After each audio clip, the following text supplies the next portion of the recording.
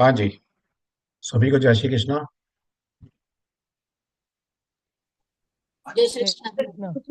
जय श्री कृष्णा। जय श्री कृष्णा सभी को। जय श्री कृष्ण सर। जय श्री कृष्णा जी। जय श्री कृष्णा। जय श्री कृष्णा। जय श्री जय श्री कृष्ण जय श्री सर। कृष्ण। जय श्री कृष्णा जय जी। श्री सभी कृष्ण को सर। जय श्री कृष्ण। जय श्री कृष्णा। जय श्री कृष्ण। जय श्री कृष्णा सभी को जय श्री कृष्ण। नमस्कार सर। नमस्कार जी। नमस्कार सभी को नमस्कार। हाँ जी। कृष्ण सर। जय जय श्री कृष्ण। श्री कृष्ण जय श्री सर। कृष्ण जय जय सर। श्री श्री जय कृष्णा। श्री कृष्ण। जय कृष्ण। श्री कृष्ण सर। जय जय श्री श्री कृष्ण कृष्णा। सर।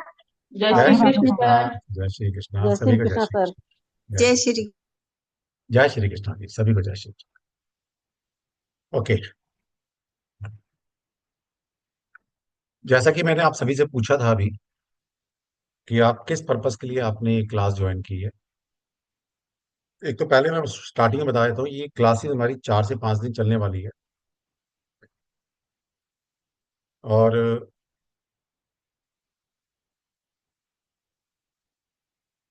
कल को अगर आपको लिंक नहीं भी मिलता है तो इस लिंक को सेव कर लीजिएगा।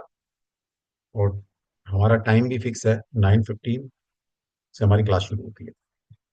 तो अगले 4 से 5 दिन सेम आईडी, सेम पासवर्ड और सेम टाइम और हमारी क्लास शुरू होगी, आपको चाहे लिंक मिले या ना मिले। ठीक है। दूसरा, जैसे कि मैंने आप सभी से स्टार्टिंग में पूछा था कि आप लर्निंग पर्पस के लिए आए हैं या रेमेडीज के लिए आए हैं, तो आप सभी ने बोला लर्निंग पर्पस के लिए आए हैं। बहुत बढ़िया, मुझे सुनकर खुशी हुई कि आप सभी वास्तु को लर्निंग पर्पस के लिए बैठे हैं। तो आज हम स्क्रैच लेवल से शुरू करेंगे और जैसे जैसे हमारे दिन बढ़ते रहेंगे मैं आपको एडवांस चीजें भी बताता रहूंगा। और रोज हम कुछ ना कुछ कंसल्टेशन भी यहाँ पर फ्री में आपको देने वाले हैं। आप लोग, कुछ लोगों के हम मैप भी लेंगे यहाँ पर घर के, आपकी जो प्रॉब्लम है बताएंगे कि आपकी लाइफ में एज पर वास्तु क्या प्रॉब्लम आ रही है, वास्तु की किस वजह से आपको प्रॉब्लम आ रही है। और आपके जनरल क्वेरी भी यहाँ पर हम सॉल्व करेंगे। जैसे आप बताएंगे मेरा बच्चा पढ़ाई में वीक है, घर में रिलेशनशिप ठीक नहीं है, घर में सेविंग नहीं हो रही, घर में अपॉर्चुनिटी नहीं आ रही, घर से बीमारी नहीं जा रही, तो उसके क्या क्या रीजन हो सकते हैं। और आप यहाँ से मैं जो बोलूंगा आप कनेक्ट करेंगे कि वाकई में आपके घर के अंदर वो फॉल्ट आपको जरूर मिले। ठीक है। दूसरा, इस वास्तु के अंदर हमने 4-5 पॉइंट मैंने लिखे थे, आपने शायद अगर मेरा बैनर देखा होगा तो वहां पर 4-5 पॉइंट लिखे थे कि बेसिक वास्तु के प्रिंसिपल हम जानने वाले हैं। फिर importance of north east direction and ब्रह्म स्थान, जिसको सेंटर बोलते हैं, उसकी इंपॉर्टेंस क्या है वास्तु के अंदर। फिर lucky direction for main door, main door के लिए कौन कौन सी लक्की डायरेक्शंस होती हैं। फिर एस्ट्रो वास्तु क्या है वो हम आपको डिकोड करेंगे।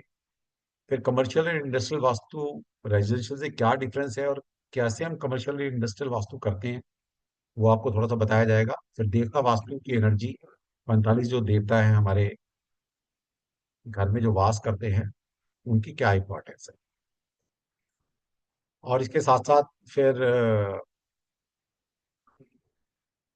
आपको कंसल्टेशन या रेमेडीज दी जाए। ठीक है। तो ये थोड़ा छोटा सा हमने 5 दिन सा 4 या 5 दिन का कोर्स बनाया आप सभी के लिए।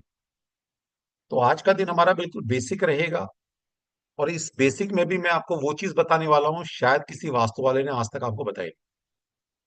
ठीक है। तैयार हैं आप सभी?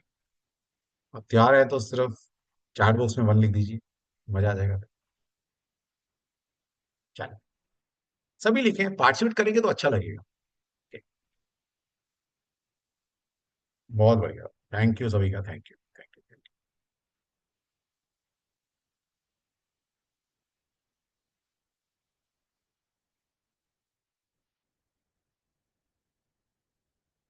पहली बात, कोई बताएगा कि वास्तु आया कहां से है, इसका प्रमाण कहां पर मिलता है? कौन बताएगा? अगर आपको ऐसा लगता है कि वास्तु अभी 20-30 साल 50 साल में आया है तो आपकी सोच बहुत गलत है। बहुत बढ़िया, रितेश जी ने लिखा है, बहुत ही बढ़िया। वीरेंद्र जी ने लिखा है, बहुत बढ़िया यार, क्या बात है यार, आप तो पहले से बहुत पढ़े लिखे बच्चे हैं। चलिए, फिर भी बहुत अच्छा है, क्लास में आए तो कुछ ना कुछ सीख के जाएंगे यहाँ से। एक्स्ट्रो गैलेक्सी नो डाउट एक ऑथेंटिक प्लेटफॉर्म है जो आपको एग्जैक्ट नॉलेज देता है। ठीक है, आपको बहकाता नहीं है कि जी ऐसा कर लो तो ऐसा हो जाएगा। ठीक है, चलिए। तो जैसा कि आप सभी को पता है, हमारे चार वेदास हैं, वेद हैं। सबसे पहला है ऋग्वेद, सबसे पुराना वेद, ओल्डेस्ट इन फोर वेद, ऋग्वेद। दूसरा है हमारा सामवेद। तीसरा है हमारा यजुर्वेदा। और चौथा है हमारा अथर्ववेदा। तो चार हमारे मेन वेद हैं। अब इन वेदों के कुछ मीनिंग्स हैं, वहां तक नहीं जाएंगे आप। अभी रहेगा तो उस पर भी जाएंगे आगे। तो चार हमारे मेन वेद हैं। इन चार वेदों के चार ही उपवेद हैं। वो कौन से हैं? ऋग्वेद का उपवेद है आयुर्वेदा। आयुर्वेदा के अंदर मेडिसन या हेल्थ से रिलेटेड चीजें बताई जाती हैं, कैसे एक इंसान अपनी हेल्थ को ठीक कर सकता है। फिर दूसरा है हमारा सामवेद। इसका जो उपवेद है वो है गंधर्व वेद, जिसके अंदर म्यूजिक, डांस या कोई भी कला को रिप्रेजेंट किया जाता है, सिखाया जाता है। फिर तीसरा जो वेद है हमारा यजुर्वेदा, उसका जो उपवेद है वो है धनुर्वेदा, जिसके अंदर वॉर, है ना, वॉर कैसे की जाती है, वॉर से कैसे वेपन चलाना, ये सब चीजें सीखी जाती हैं वहां पर। स्किल सीखी जाती है, वो सारी विद्या में बताई गई है धनुर्वेद वेदा। और लास्ट वेद है जो हमारा अथर्ववेद, उसका जो उपवेद है वो है शिल्प वेदा, जिसका मतलब है आर्किटेक्चर। ठीक है। तो इसमें सारा एक्सप्लोर द प्रिंसिपल ऑफ आर्टिक architect, including town planning, construction, sculptural, जितने भी आर्टिकल्स हैं लाइफ में आपके, उन सब के कैसे प्लान किया जाता है, कैसे बनाया जाता है, उनके पीछे क्या प्रिंसिपल्स हैं, वो सब शिल्प वेदा, जो अथर्ववेद का उपवेद है, उसके अंदर ये सारी बात बताई गई। इसका मतलब है जो हमारा चार वेद में से लास्ट वेद है अथर्ववेद, और जो उपवेद है शिल्प वेदा, उसके अंदर वास्तु की बात की। अब हमारे में से कोई ऐसा तो नहीं जो वेद को ही ना मानता हो, है ना। वेद साक्षात ईश्वर का रूप है। ओके, ये मैन मेड नहीं है वेद।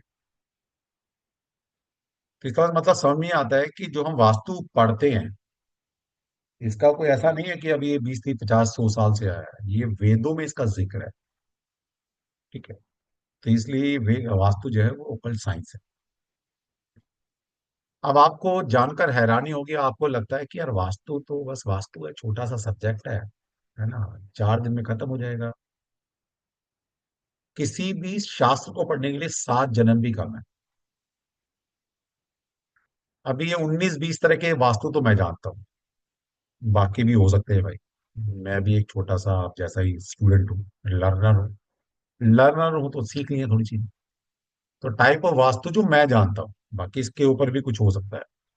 मंदिर वास्तु है, रेजिडेंशियल वास्तु है, कमर्शियल वास्तु है, इंडस्ट्रियल वास्तु है, लाल किला वास्तु है, प्रश्ना वास्तु है, एस्ट्रो वास्तु है, प्रेडिक्टिव वास्तु है, पायरा वास्तु है, आयुर्वेदा वास्तु है, केपी वास्तु है, अष्टक वर्गा वास्तु है, जियो वास्तु है, निम्रो वास्तु है, फेंगशी वास्तु है, महा वास्तु है, इंटीरियर डिजाइनिंग वास्तु है, आयादी वास्तु है और मुहूर्त वास्तु। ये 19 20 तरह के वास्तु मैं जानता हूँ। ओके, बाकी भगवान की मर्जी। ठीक। हाँ, उसको स्थापत्य वेद भी बोलते हैं। मैंने अथर्ववेद का पार्ट स्थापत्य, मतलब मैंने उसको आर्किटेक्ट ही बोल दिया सीधा। ठीक है, चलिए। तो ये इतने तरह के वास्तु होते हैं। वास्तु एक बहुत ब्रॉड सब्जेक्ट है, ये समझ के रखिए, कोई वास्तु कोई छोटा सब्जेक्ट नहीं है। लेकिन क्या करें, आज की डेट में जितने भी वास्तु वाले हैं, मोस्टली 90% मैं बोल सकता हूँ, वो पता नहीं कहाँ से सीख कर आए हैं भगवान वाले, कि उनके लिए ऐसा लगता है कि मकान बन गया, कलर करवा दो, सामान इधर से उधर करवा दो, पेंटिंग लगवा दो, घोड़े की वो लगवा दो, स्ट्रिप लगवा दो, हो गया वास्तु। वो वास्तु का 10% है सिर्फ, 10%। ठीक है। तो वास्तु एक ब्रॉड सब्जेक्ट है। बताने का मतलब ये नहीं था कि मैं इतने तरह के वास्तु जानता हूं, मतलब आपको समझ में आना चाहिए कि वास्तु कितना ब्रॉड है। जिस तरह जैसे यहाँ पर लिखा है रेजिडेंशियल कमर्शियल इंडस्ट्रियल वास्तु, ये सारे वास्तु अलग अलग है, कॉन्सेप्ट अलग है, प्रिंसिपल्स अलग है। पर मैंने यहाँ लिखा है एक आयुर्वेदा वास्तु। अब इसमें क्या होगा, जिस तरह आपके घर का वास्तु किया जाता है, एक बॉडी भी एक घर है जिसमें आत्मा वास करती है, ये बॉडी भी एक घर है एक तरह से। तो इस बॉडी का वास्तु भी है, पूरा आयुर्वेदा वास्तु है ये। और वो मैंने एक लिखा नहीं है नेचुरोपैथी वास्तु, वो भी एक वास्तु। ठीक? तो इतने तरह के वास्तु होते हैं। फिर चार तरह के वर्ण है, ब्राह्मण, क्षत्रिय, वैश्य और शूद्रा। बेसिकली हमारे यहाँ कास्ट सिस्टम रहा ही नहीं है। जब आप पुराना लिटरेचर पढ़ते हैं तो वहां पर कभी कास्ट के बारे में नहीं बताया गया, वहां पर वर्ण के बारे में बताया गया। तो चार ही तरह के वर्ण है, यानी कि इस सृष्टि में, इस पृथ्वी पर जितने भी इंसान हैं उनको चार तरह के वर्ण में डिवाइड कर दिया गया एज पर देयर कर्मास, कर्म के आधार पर। तो ब्राह्मण, क्षत्रिय, वैश्य और शूद्रा, ये चार तरह की कैटेगरी बनाई है। ब्राह्मण मतलब जो टीचिंग, प्रीचिंग, काउंसलिंग, मतलब इस तरह का काम करता है, जो मुंह से बोल के काम करता है। फिर क्षत्रिय मतलब जो वॉरियर है, वेपन का इस्तेमाल करता है। वैश्य मतलब जो give and take, things purchase, है ना, उसमें काम करता है। और शूद्रा मतलब, शूद्र का मतलब वो नहीं है नीची जाति और ऊंची जाति, ऐसा कुछ नहीं है भाई। शूद्रा मतलब है जो सर्विस प्रोवाइडर है ना, जो आपके डोमेस्टिक हेल्पर हैं या जो निम्न प्रकार की जॉब्स होती हैं, वो शूद्रा कैटेगरी में आती है। तो इस धरती पर जितने भी इंसान है वो चार ही कैटेगरी में है।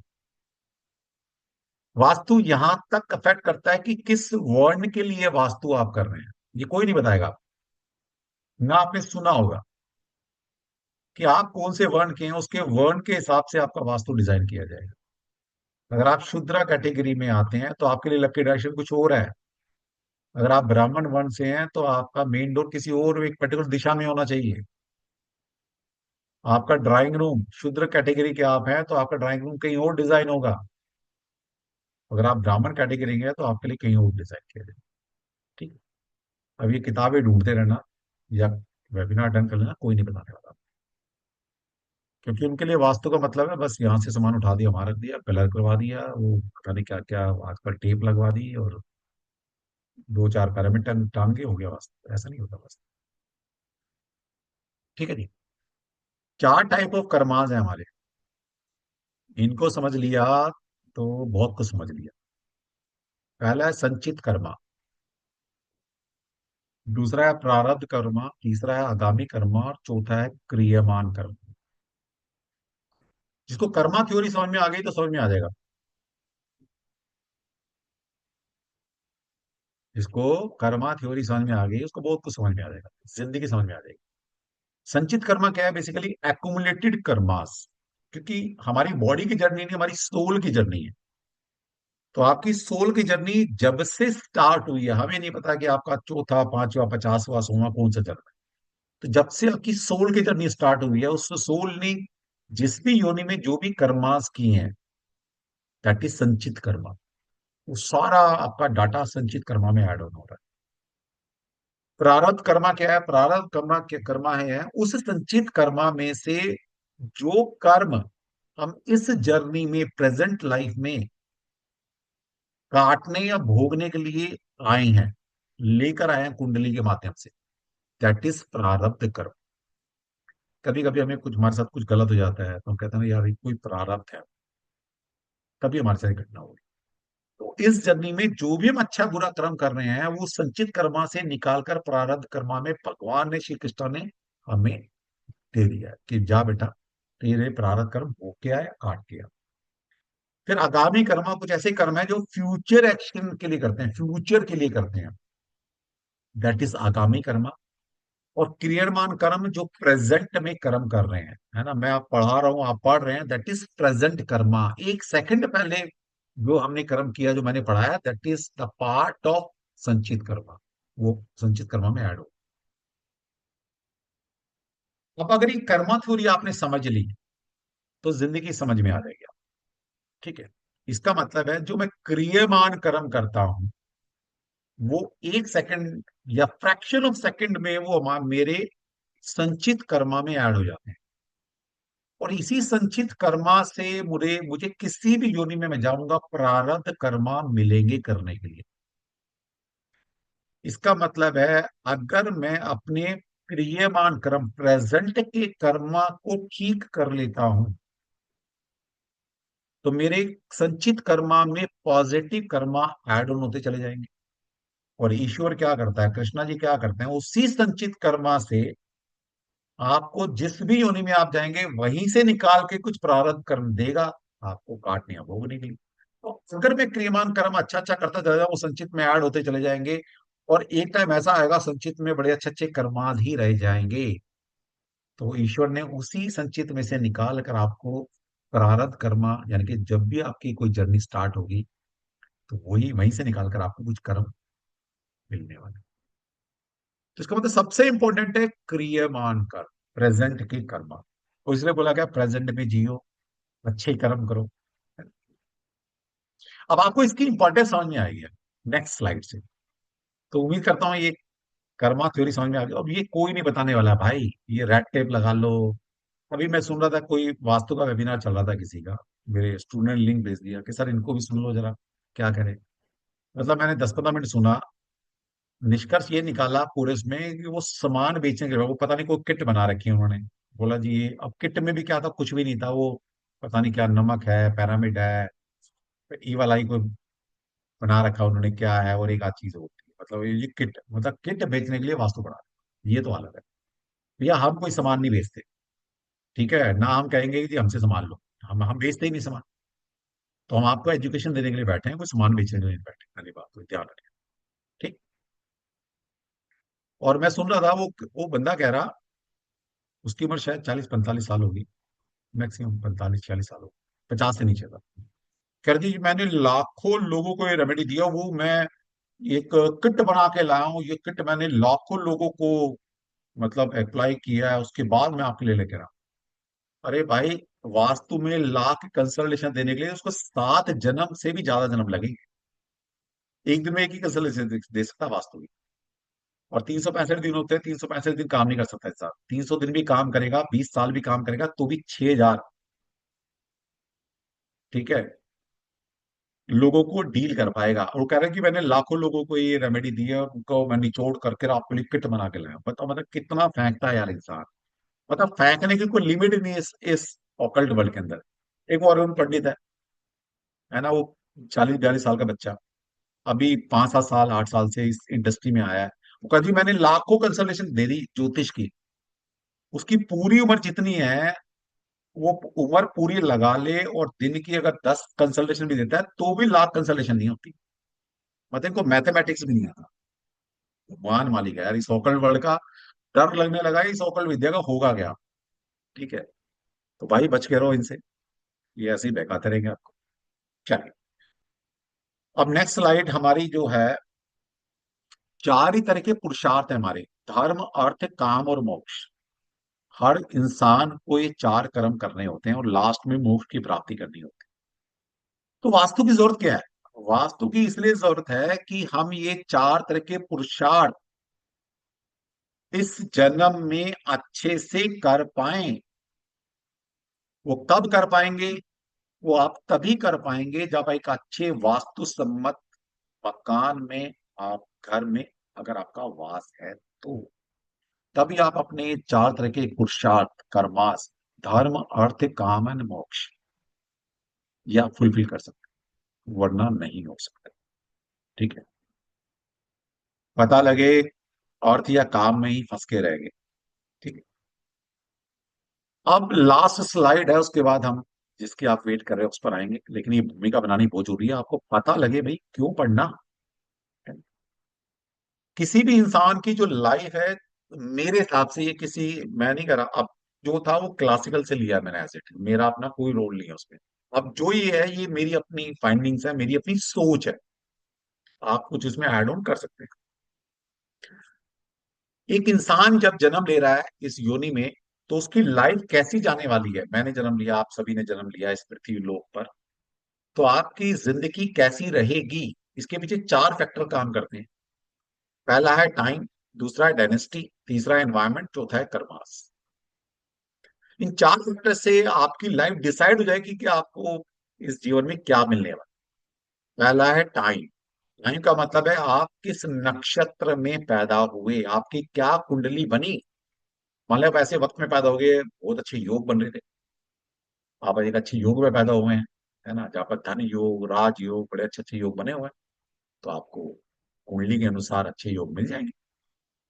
तो पहली बात, आपके टाइम, किस वक्त आप पैदा हुए, उसने आपकी लाइफ को डिसाइड कर दिया कि आपकी जर्नी कैसे जाने वाली। दूसरा है डायनेस्टी। डायनेस्टी का मतलब वंश, आपने किस वंश में जन्म लिया। अब इसके लिए मैं एक एग्जांपल देता हूँ यार, कोई कांग्रेसी हो तो बुरा नहीं मानना, मैं समझाने के लिए। मेरा कोई किसी से, पॉलिटिकल पार्टी से ना तो वैर है, ना कोई मैं बहुत फ्रेंडली हूँ किसी का, मैं न्यूट्रल हूँ सबके लिए। ठीक है। डायनेस्टी का मतलब वंश। अब मान लीजिए राहुल गांधी बाबा है हमारे प्रेसिडेंट, मैं बड़ा प्यार करता हूँ राहुल गांधी, मुझे बहुत पसंद है राहुल। ठीक है, क्योंकि मस्त रहता है यार, मतलब उसे ना खोने का डर है ना पाने की खुशी है। ठीक है, इसलिए मुझे बड़ा पसंद है वो। और मैं मोदी जी को भी बहुत पसंद करता हूँ, वो कर्मशील व्यक्ति है ना। बाकी पार्टी ठीक है, देखो मैं पार्टी में नहीं जाऊंगा, कौन किसकी वो आप डिसाइड करना, कौन क्या ठीक है। सबकी अपनी अपनी अ, एक चॉइस होती है। अब राहुल गांधी की कुंडली जैसी मर्जी हो, क्या फर्क पड़ता है उसके, मतलब कितने दरिद्र से दरिद्र योग बने हो, कितने दुख के योग बने हो, उसे क्या फर्क पड़ने वाला है, क्या फर्क पड़ेगा। ज्यादा से ज्यादा ये होगा ना, मतलब बुरे योग बने तो प्रधानमंत्री नहीं बनेगा कभी, बस इतना ही तो होगा। बाकी तो राजा की तरह रहेगा। लाखों फॉलोवर हैं भाई साहब, पूरी कांग्रेस पार्टी उसको प्राइम मिनिस्टर बनाने की तुली हुई। अच्छी बात है, अपनी पार्टी के लीडर को सपोर्ट करना कर रहे हैं, है ना। अब उसकी कुंडली में कैसी भी उसकी कुंडली बनी है, क्या फर्क पड़ता है। कुंडली अच्छी नहीं तो मतलब प्राइम मिनिस्टर नहीं बनेगा ना। बाकी तो राजा वाली जिंदगी जी रहा है, इतना पैसा है कांग्रेस पार्टी के पास या गांधी परिवार का, कोई दिक्कत नहीं। तीसरा है एनवायरमेंट, और चौथा है कर्मा। अब मैं अगर इसको 100% मान लूं, तो 30% लाइफ आपकी आपकी कुंडली डिसाइड कर देती है, 30% आपका वंश डिसाइड कर देता है आपकी जिंदगी कैसी जाएगी, बाकी 20% आपका एनवायरमेंट है, 20% आपकी कर्मा है। अब मजे की बात है कि आप में से, हम में से कोई भी ये डिसाइड नहीं कर सकता कि आपने किस वंश में जन्म लेना है और किस वक्त जन्म लेना है। कोई डिसाइड कर सकता है कि भाई हैंड रेज कर लो। हमारे बीच में कोई ऐसा तो नहीं है कि सर मैं डिजाइन कर सकता हूँ मुझे कब पैदा होना था, या मैं किसी के लिए डिजाइन कर सकता हूँ कि बच्चा कब पैदा हो। है कोई हमारे बीच में ऐसा कि आप किस वंश में जन्म लेंगे और कब आपका जन्म होगा, किस डेट, किस जगह, किस टाइम में जन्म होगा, ये कोई डिसाइड नहीं कर सकता, ये कृष्णा जी डिसाइड करते हैं। इसका मतलब है 30+30, यानी कि 60% हमारी जिंदगी कैसी जाएगी हमारे हाथ में ही नहीं, वो प्री डिसाइडेड कृष्णा जी क्या। बाकी बचा 40%, 40% में 20% मैंने एनवायरमेंट को दिया है, 20% मैंने कर्मास को दिया है। एनवायरमेंट मतलब किस एनवायरमेंट में आपकी परवरिश हो रही है, और कर्मा मतलब किस तरह के आप कर्म कर रहे हो। और आपको जानकर हैरानी होगी, या आप सभी को पता है कि अच्छे एनवायरमेंट में ही आप एक अच्छे कर्मास कर सकते हो। और एनवायरमेंट का मतलब है वास्तु, यानी कि अगर मुझे वंश भी अच्छा नहीं मिला, मुझे अच्छी कुंडली भी नहीं मिली, लेकिन अगर मैंने अच्छे एनवायरमेंट में, क्योंकि ये मेरे हाथ में नहीं है वंश और टाइम, लेकिन अच्छे एनवायरमेंट में अगर मेरी परवरिश हो जाती है, मैं रहता हूँ, मैं अपनी दिनचर्या गुजार रहा हूँ, मेरी अपनी पर्सनल प्रोफेशनल लाइफ एक अच्छे एनवायरमेंट में बीत रही है, तो कहीं ना कहीं मैं अपने कुछ अच्छे कर्मास कर सकता हूँ। यानी कि जो 4 कर्म बताए, धर्म अर्थ काम और मोक्ष, 4 पुरुषार्थ अच्छे से करूंगा। जब ये पुरुषार्थ अच्छे से करूंगा तो फिर ये मेरे एक संचित कर्मा में ऐड हो जाएंगे, और संचित कर्मा से ही मुझे प्रारब्ध अगली लाइफ के लिए कर्मास मिलने वाला। तो इसलिए वास्तु की जरूरत है। वास्तु में आप अपने आप से एनवायरमेंट खुद से क्रिएट कर सकते हो, चेंज कर सकते हो, लेकिन वंश और टाइम आप कभी भी चेंज नहीं कर सकते, ये आपके बियॉन्ड की बात है।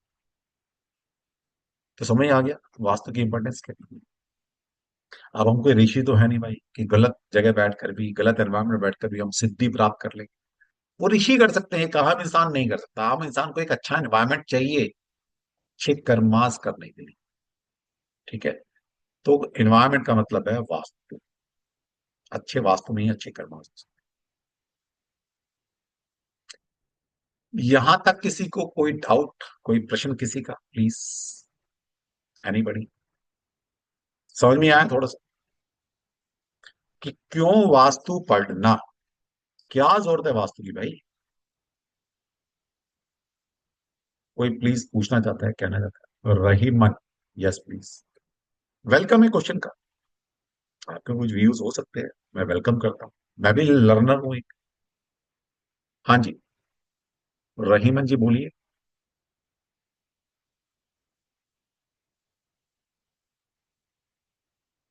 रहीमन जी बोलिए, मैं आपको अनम्यूट कर रहा हूँ, आपने हैंड रेज किया है, प्लीज।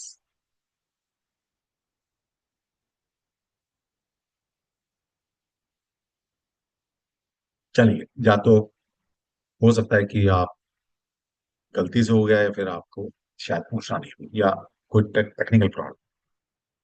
चलिए, यहां तक क्लियर है। थैंक यू संगीता जी। संगीता जी कह रहे सर आपने बहुत ही सुंदर एक्सप्लेन किया है। चलिए, धन्यवाद आपका। देखिए, नॉलेज लेनी है तो एक्स्ट्रा करिकुलर से जुड़ी है। बाकी किया कराया और जल्दी करोड़पति बनना है तो मुझे नहीं आता यार, है ना? अगर मुझे अच्छा, अगर मुझे आ भी गया तो मैं क्यों सिखाऊंगा? मैं खुद करोड़पति बन जाऊंगा, आराम से ऐश करूंगा। मैं तुम्हारे साथ क्यों रात खाली करूंगा यार? समझो ना बात को। अगर मेरे हाथ में कोई ऐसा फार्मूला लग गया भाई, कोई नंबर पकड़कर, कोई ग्रीन पेंसिल लिखकर, कोई स्विच वर्ड लिखकर, कुछ वास्तु में कोई टोटका कर कर, है ना? और अगर कुछ मेरे का फार्मूला मिल गया तो मैं तुम्हें क्यों बताऊंगा भाई? पहले तो मैं अपने आप ट्राई करके पहले करोड़ रुपए कमा लूंगा, आराम से जिंदगी जीऊंगा, फिर मन करेगा तो बता दूंगा आपको, है ना? चलिए, बढ़िया। चलिए, तो अब हम शुरू करते हैं वास्तु। वास्तु हाँ सर। वहां से शुरू होता है। सर नमस्ते। अरे मैं जी बोलिए, प्लीज प्लीज। आपको मैं इनवाइट कर रहा था, शायद आप कर नहीं पा रहे। सर नमस्ते।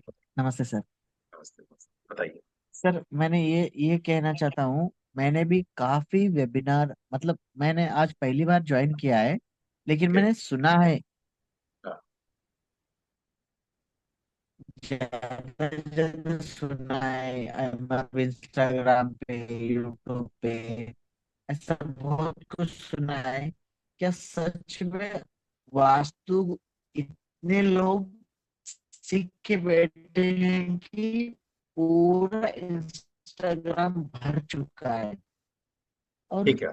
सभी लोग बोलते हैं आपको वास्तु वो है, आपको वास्तु ये है, लोग ये भी बोलते हैं कि आपके ग्रह मतलब प्लैनेट।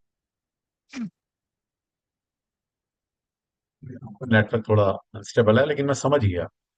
आप ये कह रहे हैं कि सर बहुत सारा कुछ मार्केट में चल रहा है और लोग क्या बढ़ा रहे हैं, क्या कर रहे हैं, मतलब सब अपने आप को ठीक बताते हैं। तो ठीक है भाई, अपनी सबकी अपनी अपनी जर्नी है, सबकी अपनी नॉलेज है। आपको जिसको अच्छा लगता है उसको सुनो, हम कब मना कर रहे हैं? ठीक है।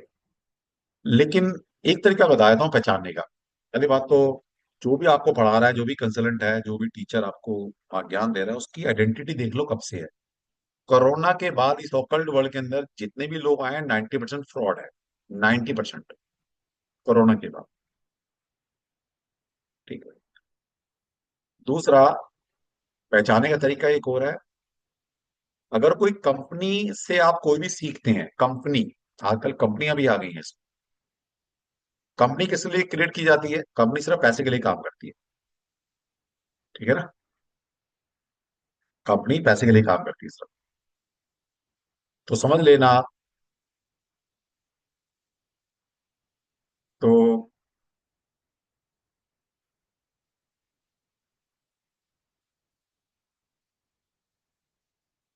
कंपनी किस लिए काम करती है? पैसे के लिए काम करती है। तो वहां पर जो कंसल्टेंट पढ़ा रहा है उसका सिर्फ पैसे से मतलब है। उसका कोई मतलब नहीं है कि आप सीखो नहीं सीखो, उसका कोई मतलब नहीं है। ठीक है? वहां पैसे के लिए काम हो रहा है बस। चलिए, अब आगे चलते हैं सब्जेक्ट की तरफ। आज मैं आपको थोड़ा बेस बना दूंगा, और ये जर्नी हमारी 4 से 5 दिन चलने वाली है, और आप इंजॉय करोगे। प्रिंसिपल ऑफ वास्तुशास्त्र। पहली बात तो, वास्तु है क्या, वास्तु शब्द कहां से आया है, और शास्त्र का मीनिंग क्या है? कोई बताना चाहेगा शास्त्र क्या होते हैं? एनीबॉडी? कोई शास्त्र बताना चाहेगा, शास्त्र है क्या?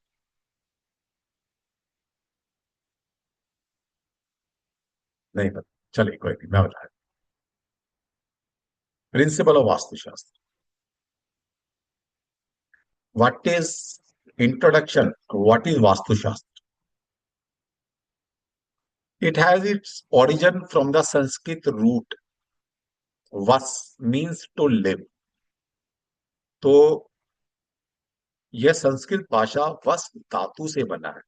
वस का मतलब होता है रहना, वास करना। तो वास्तु जो है संस्कृत में वस धातु से बना है, जिसका मतलब होता है टू लिव, रहना, बसना। The word vastu means the place where people dwell. तो वास्तु शब्द का अर्थ है वह स्थान जहां पर कोई भी प्राणी प्राणी रहता है, दैट इज वास्तु। वास्तु के अंतर्गत भूखंड और भवन दोनों आते हैं। भूखंड मतलब लैंड, भवन मतलब आपका रेजिडेंशियल। ठीक है, तो यहाँ पर प्लॉट भी आता है उसके अंदर, और बना बनाया मकान भी आता है। वास्तु मीन्स स्टडी ऑफ शास्त्र, स्टडी ऑफ वस्तु, दैट इज आर्टिकल। तो वास्तु का मतलब सिर्फ यही नहीं है कि हम लैंड और भवन को पढ़ेंगे। वास्तु के अंतर्गत जितने भी आर्टिकल्स हैं, वस्तु है इस संसार में, वो भी सब वास्तु के अंतर्गत आते हैं। ठीक है, वास्तु कहाँ कहाँ लगता है? हर जगह लगता है वास्तु भाई। आपके जीवन में वास्तु लगता है, आपके रहन सहन में वास्तु लगता है, आपकी टेबल पर वास्तु लगता है, आपके बेड पर वास्तु लगता है, आपकी गाड़ी में वास्तु लगता है, आपकी चेयर पे वास्तु लगता है। तो इस संसार में जितने भी आर्टिकल हैं, सब में वास्तु की प्रिंसिपल अप्लाई होते हैं। तो वास्तु को छोटा मत समझो यार। वास्तु यानी वस्तुओं का शास्त्र। Thus, it include the study of particle in detail, their shapes।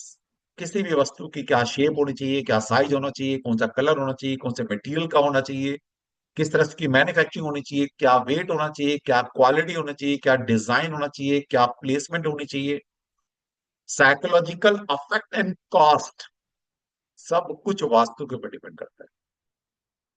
ये कोई नहीं बताने वाला आपको।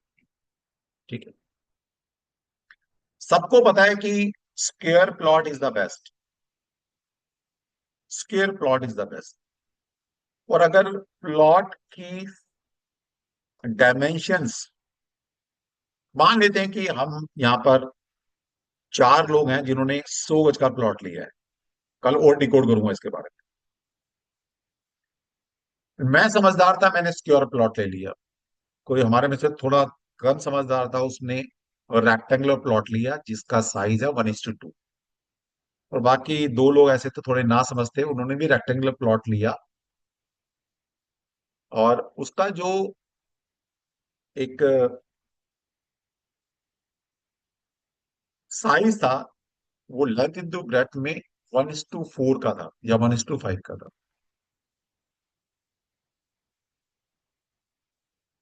आपको जानकर हैरानी होगी, जो मैं कॉस्ट की बात कर रहा हूं, यहाँ पर कॉस्ट लिखा है ना, कॉस्ट। तो हम चारों में से सबका 100 गज का प्लॉट है, और मैं छोटे से प्लॉट की बात कर रहा हूँ, 100 गज की। तो अगर मैंने कंस्ट्रक्शन स्टार्ट की, तो मेरी कंस्ट्रक्शन कॉस्ट मान लेते हैं कि एक फ्लोर की 10 लाख रुपए आती है। वो 4 फ्लोर मैंने बनाया तो मेरी 40 लाख रुपए खर्च हुए। और जो बाद के 2 इंसान थे जिन्होंने जो प्लॉट लिया, वो लेंथ और विड्थ के अंदर जो डिफरेंस था वो 1:4 या 1:5 का था। जैसे मतलब उनकी विड्थ मान ली 10 फुट है, तो लेंथ उनकी 40 फुट हो गई या 50 फुट हो गई। तो 1:4 या 1:5 का उनका जो भी एक डायमेंशन है वो है। तो अब मैंने लिया स्क्वायर प्लॉट, तो अगर मेरे 40 लाख खर्च होते हैं, यानी कि एक फ्लोर पे 10 लाख खर्च होते हैं, तो उन दोनों के कम से कम एक फ्लोर के 13 से 14 लाख रुपए खर्च हो। 4 फ्लोर बनाया, तो जहां मेरा 40 लाख में मकान बनाया, उनका वही चीज 55 लाख, 50 से 55 lakh. Costing, same material, same labour, same सब चीज।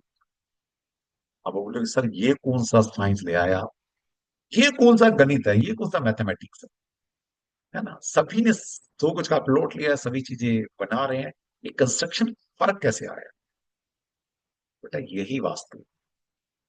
एक बिल्डर मुझे मिला था मेरे पास क्लास में पढ़ने, शायद 2013-14 में आया था। सोनीपत में बड़ा अच्छा बिल्डर है, बहुत अच्छा नाम है उसका। कह रहा सर अगर मैं पहले आपसे 10 साल पहले मिल चुका होता तो आज मैं करोड़ों रुपए बचा चुका था, सिर्फ डिजाइन डिजाइन से, सिर्फ लैंड परचेजिंग से, सिर्फ एक कंस्ट्रक्शन किस शेप में करनी है उस। समझते हैं बात? ये तो छोटे सोच की बात बता रहा हूं मैं। तो इतना बड़ा कॉस्टिंग का फर्क आता है। कोई बताएगा ऐसे कैसे होता है? Anybody please? कोई है हमारे बीच जो मेरे से ना पढ़ा हो यार, या जिसने मुझे पहले ना सुना हो, वो बताए। कभी कभी बच्चों को ना, मेरी क्लास के बच्चे आते हैं, बैठ जाते हैं, अरे सबसे कुछ तो सीखने को मिलेगा। ठीक है,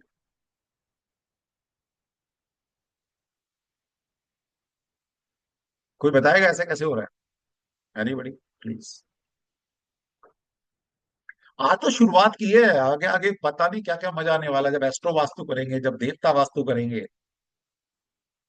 और थोड़ा प्रश्न वास्तु भी करेंगे, थोड़ा आयुर्वेदा भी थोड़ा थोड़ा करेंगे, तो मजा आएगा आपको। अगले 5 दिन मजे आने वाले हैं। कोई है प्लीज बताएगा? एनीबडी? अरे कोई तो वास्तु पढ़कर आया होगा। अच्छा कोई वास्तु पढ़कर आया क्या कहीं से? थोड़ा ज्ञान रखता है, सुना हो किसी? वेबिनार वेबिनार सुनते रहते हैं यार आप आजकल। वही बता दो यार। नहीं बताइए। आप हैंड रेज करेंगे तो ज्यादा बढ़िया रहेगा। अच्छा किसी को बोले सर नहीं पता, नहीं पता। दिनेश जैन जी वॉल एरिया से नहीं आता, मतलब मैंने बोला same construction, same design, same labour, same material, सब कुछ सेम है, सब कुछ सेम है, सब कुछ सेम है। नहीं पता किसी को। चलिए कोई बात नहीं। जुड़े रहेंगे तो कल डिकोड कर देंगे इसको। ठीक है। तो यहां तक वास्तु लगता है, समझ में आई बात? ये असली वास्तु है। अब शास्त्र का मीनिंग क्या होता है? इसको वास्तु को शास्त्र क्यों बोला? शास्त्र मीन्स लर्निंग और art and science related to particular field. Thus, Vastu Shastra is the art and science of living as well as art and science dealing with the article. तो वास्तु शास्त्र रहने का और वस्तुओं की कला और विज्ञान का शास्त्र है। लेकिन लोगों ने ना इसको मिथ बना दिया, लोगों ने इसको ना वो मिराकल, और पता नहीं वो कहते हैं ना जादू, पता नहीं क्या क्या बना दिया यार। ये साइंस है, ये रहने की साइंस है। समझ रहे हैं? साइंस का मतलब समझते हैं? साइंस जादू नहीं होती। क्योंकि जितने मार्केट में घूम रहे हैं ना, ये जितने भी, ये किसी ने भी, मैं 95% मैं दावा करता हूँ कि किसी ने भी क्लासिकल लिटरेचर नहीं पढ़ा, कोई ग्रंथ नहीं पढ़ा। ये बस मार्केट में बैठ गए हैं, रेमेडी लेकर, टेप लगा लो, हेलिक्स लगा लो, बस हो गया। बस जब वो स्कैनर चल रहा है, मतलब मुझे तो कभी कभी अचंभा आता है कि जो नॉलेज आज के युग के इंसान को है कि भाई स्कैनर पकड़ना सीख लिया तो आप वास्तु कंसल्टेंट बन गए, ज्योतिषाचार्य भी बन गए, आप न्यूमरोलॉजिस्ट भी बन गए, आप किसी को बता सकते हैं कौन सा तेरा प्लान खराब है, कौन सा कलर तेरे को छूट करेगा, कौन सी दिशा तेरे लिए अच्छी है, सब कुछ उस स्कैनर से बता देंगे। अरे भाई जो आज के मानव को पता है, क्या उस एरा के ऋषि को नहीं पता थी ये बात? तो इतने सारे ग्रंथ लिखे गए हैं, मैं ग्रंथ के नाम लेना शुरू करूं तो आप आश्चर्य करोगे कि सर इतने सारे ग्रंथ होते हैं वास्तु के। इतने ग्रंथ लिखे हुए हैं, 18 पुराणों में इसका वो है, विवरण है।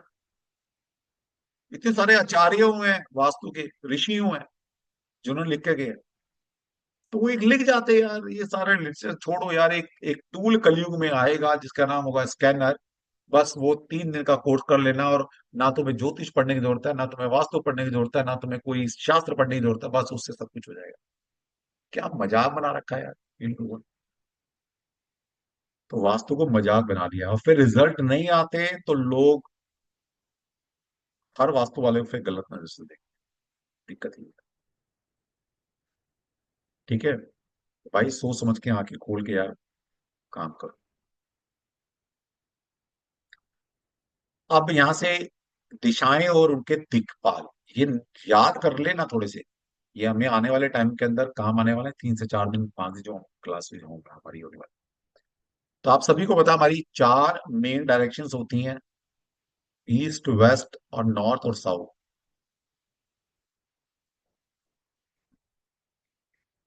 अब आपको ये भी नहीं पता ये लेनी कैसे है। तो ये कल की क्लास में मैं ये भी सिखाऊंगा आपको कि इन डायरेक्शन को निकाला कैसे जाता है। ठीक है। और जैसे कि हमारी 4 से 5 दिन क्लास चलेंगी, तो जिस दिन इंपॉर्टेंट क्लास होगी वो दूसरी या तीसरी क्लास हो सकती है, वो आपको लाइव अटेंड करनी पड़ेगी, वो मैं यूट्यूब पर नहीं डालने वाला, ये भी ध्यान रखें। क्योंकि मेरे पास हजारों वीडियो पड़े हैं मेरे वेबिनार की क्लास के, मैं भी आपको रिकॉर्डिंग लेक्चर दे सकता हूँ, मैं भी बैठा हूँ ना आपके साथ लाइव, तो आप भी लाइव अटेंड करो। ठीक है। तो 4 मेन डायरेक्शन कौन सी है? ईस्ट वेस्ट नॉर्थ और साउथ, 4 मेन डायरेक्शन हैं। और 4 ही हमारी डायगोनल डायरेक्शन होते हैं, जिसको हिंदी में बोलते हैं विदिशा। वो क्या है? वो है नॉर्थ ईस्ट साउथ वेस्ट और नॉर्थ वेस्ट। तो ये तो हो गई हमारी 8 दिशा। 2 दिशाएं और होती हैं जिनको बोलते हैं अपवर्ड एंड डाउनवर्ड।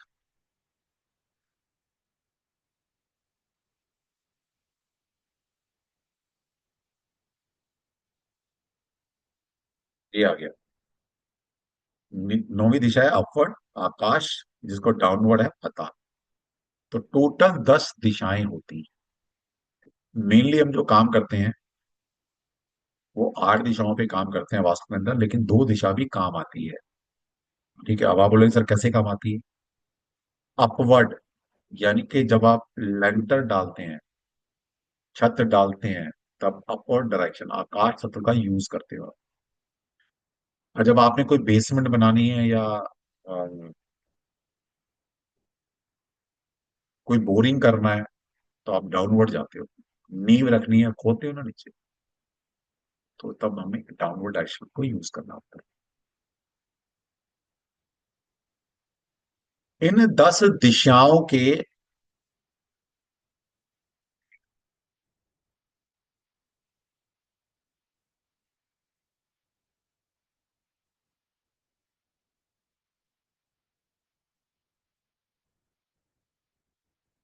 इन 10 दिशाओं के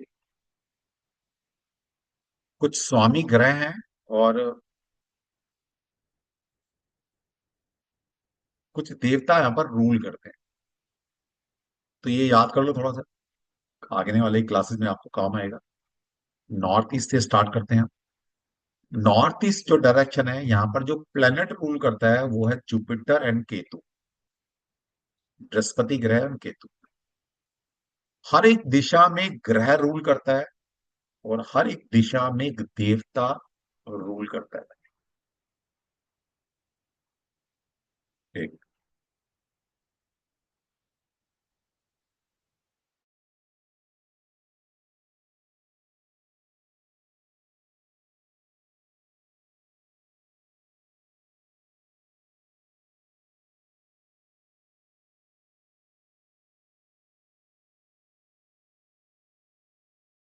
कॉल आ गया। चलो, तो इनको ध्यान से समझ लो पूरा। अगर वास्तु समझना है जिसको, अगर ये प्लेनेट और देवता भी समझ में आ गए ना, तो थोड़ा थोड़ा वास्तु अपने आप ही कर सकते हो अपने घर का। और मैं आपकी हेल्प करूंगा, क्योंकि आज हमारा फर्स्ट डे, थोड़ा थोड़ा पता लगे आपको वास्तु है क्या, है ना, बेसिक चीज पता लगे। तो उसके बाद कल से हमारा कुछ एडवांस लेवल शुरू करेंगे। तो नॉर्थ ईस्ट में क्या है? जुपिटर रूल करता है, केतु रूल करता है, 2 प्लैनेट रूल करते हैं यहाँ पर, और भगवान शिव इस दिशा के स्वामी है, देवता में। फिर ईस्ट डायरेक्शन जो है, प्लैनेट रूल करता है सूर्य। तो सूर्य जो ग्रह है, सन जो है, ईस्ट डायरेक्शन में रूल करता है। और यहाँ के जो देवता है वो है इंद्र। इसके बाद आती है हमारी south east direction. South east direction में जो है प्लैनेट रूल करता है, दैट इज वीनस, शुक्र ग्रह। और यहाँ पर देवता रूल करते हैं अग्नि देवता। नेक्स्ट है हमारा साउथ डायरेक्शन। साउथ डायरेक्शन में जो प्लेनेट रूल करता है दैट इज मार्स, मंगल। और यहाँ पर जो देवता रूल करते हैं दैट इज यम, यम देवता। है ना, सभी जानते हैं ना यम देवता। अब आप सभी डरते हैं और इस सर साउथ डायरेक्शन, सर मेरा साउथ फेसिंग मकान है और इस सर क्या होगा मेरा? अरे कुछ नहीं होने वाला है। क्या होने वाला है? क्या हो जाएगा? हाँ, थोड़ा सा यहाँ पर समझना पड़ेगा। क्यों डरते हैं लोग साउथ से? क्योंकि यहाँ पर मंगल है, जो कि एक टफ प्लेनेट है। और यम देवता है, मृत्यु के देवता। सब डरते हैं यम से, है ना। डरना नहीं है लेकिन, मेरी क्लास में आगे डरने का नहीं। नेक्स्ट डायरेक्शन है south west. South west direction जो है इसको नैऋत्य दिशा भी बोलते हैं। और जो साउथ ईस्ट डायरेक्शन थी हमारी, अभी हमने पढ़ा, इसको आग्नेय दिशा भी बोलते हैं। हिंदी में आग्नेय बोलते हैं, इंग्लिश में साउथ ईस्ट डायरेक्शन बोल देते हैं। और जो नॉर्थ ईस्ट डायरेक्शन है हमारी, इसको हम ईशान कोण भी बोलते हैं, ईशान। साउथ वेस्ट क्या है? निरिति, नैऋत्य। यहाँ पर जो प्लेनेट रूल करता है दैट इज राहु। और यहाँ के जो देवता या एक डाइटीज रूल करती है दैट इज निरिति। नेक्स्ट डायरेक्शन है सैटर्न, वेस्ट। जो वेस्ट डायरेक्शन है वहां पर रूल जो प्लान करता है वो है सैटर्न, शनि महाराज। और यहाँ के जो देवता है वो है वरुण देवता। ये कल समझ के आना, पढ़ कर आना, अगर वाकई में आप लर्निंग, क्योंकि मैंने आपसे पहले ही पूछ लिया था कि इस क्लास में बच्चे जो वेबिनार में हैं, हमारी 5 दिन की फ्री क्लास जो चल रही है, इसमें किस क्या सीखने आए हैं? आप सिर्फ कंसल्टेंसी लेने आए हैं, या अपनी को ठीक करने आए हैं, या वाकई में लर्निंग मोड में बैठे हैं? तो आप सभी ने 99% लोगों ने बोला सर लर्निंग मोड में, मतलब सीखना चाहते हैं। तो सीखना है तो कुछ चीज याद करनी पड़ेगी, है ना। वरना तो मैं दूसरे ढंग से बताता फिर आपको, मेरे लिए भी आसान हो जाता। चलिए, तो नेक्स्ट है हमारी direction north west direction. North west direction जो होती है, यहाँ पर जो प्लेनेट रूल करता है दैट इज मून, चंद्रमा। और यहाँ के देवता है वायु देवता। नेक्स्ट डायरेक्शन है हमारी नॉर्थ डायरेक्शन। नॉर्थ डायरेक्शन में जो प्लेनेट रूल करता है दैट इज मरकरी, बुध ग्रह। और यहाँ के जो देवता है वो है कुबेर देवता। ठीक है। तो ये होगी हमारी आठ आठ दिशाएं। चार मेन डायरेक्शंस हैं, चार डायगोनल डायरेक्शंस हैं। अब दो डायरेक्शंस और हैं जो मैंने बताया कि एक अपवर्ड है, एक डाउनवर्ड है। अपवर्ड जो डायरेक्शन है वहां पर जो प्लैनेट रूल करता है दैट इज बृहस्पति ग्रह, जुपिटर। और यहाँ पर जो प्लैनेट देवता रूल करता है दैट इज ब्रह्मा, ब्रह्मा जी। और डाउनवर्ड जो डायरेक्शन है वहां पर जो प्लैनेट रूल करता है दैट इज शनि, शनि महाराज। और यहाँ पे जो देवता रूल करते हैं वो है वासुकी, वासुकी देवता। ठीक। अब आप सभी को पता है, जब नींव रखते हैं आप, कौन बताएगा नींव में क्या क्या रखते हैं आप? एनीबडी प्लीज, कोई बताना चाहेगा? जब हम नींव रखते हैं, है ना, रखते हैं ना, नींव रखते हैं, तो फिर क्या करते हैं मतलब उसमें? कौन बताएगा? किसी को तो पता होगा यार, जब मकान की नींव रखी जाती है तो क्या रखते हैं हम, क्या करते हैं? चलिए, बता रहे हैं, कोई तो बताएगा यार। हाँ जी, पंकज जी बताएंगे, पंकज जी। देखिए, इंटरेक्टिव क्लास रखे तो मजा आएगा, मुझे ही पढ़ाने का मजा आएगा। तो गलत ही होगा ना, बोलो तो सही। जैसा क्या होगा, गलत होगा, मैं करेक्ट करूंगा। हाँ जी, पंकज जी, पंकज जी मेरे बहुत अच्छे स्टूडेंट हैं, बहुत ब्रिलियंट स्टूडेंट हैं। ब्रिलियंट का मतलब है बड़े सीधे स्वभाव के हैं, सच्चे इंसान है। हाँ जी, बताइए। जी प्रणाम सर। उसमें वास्तु के रूप में कछुआ देते हैं सर।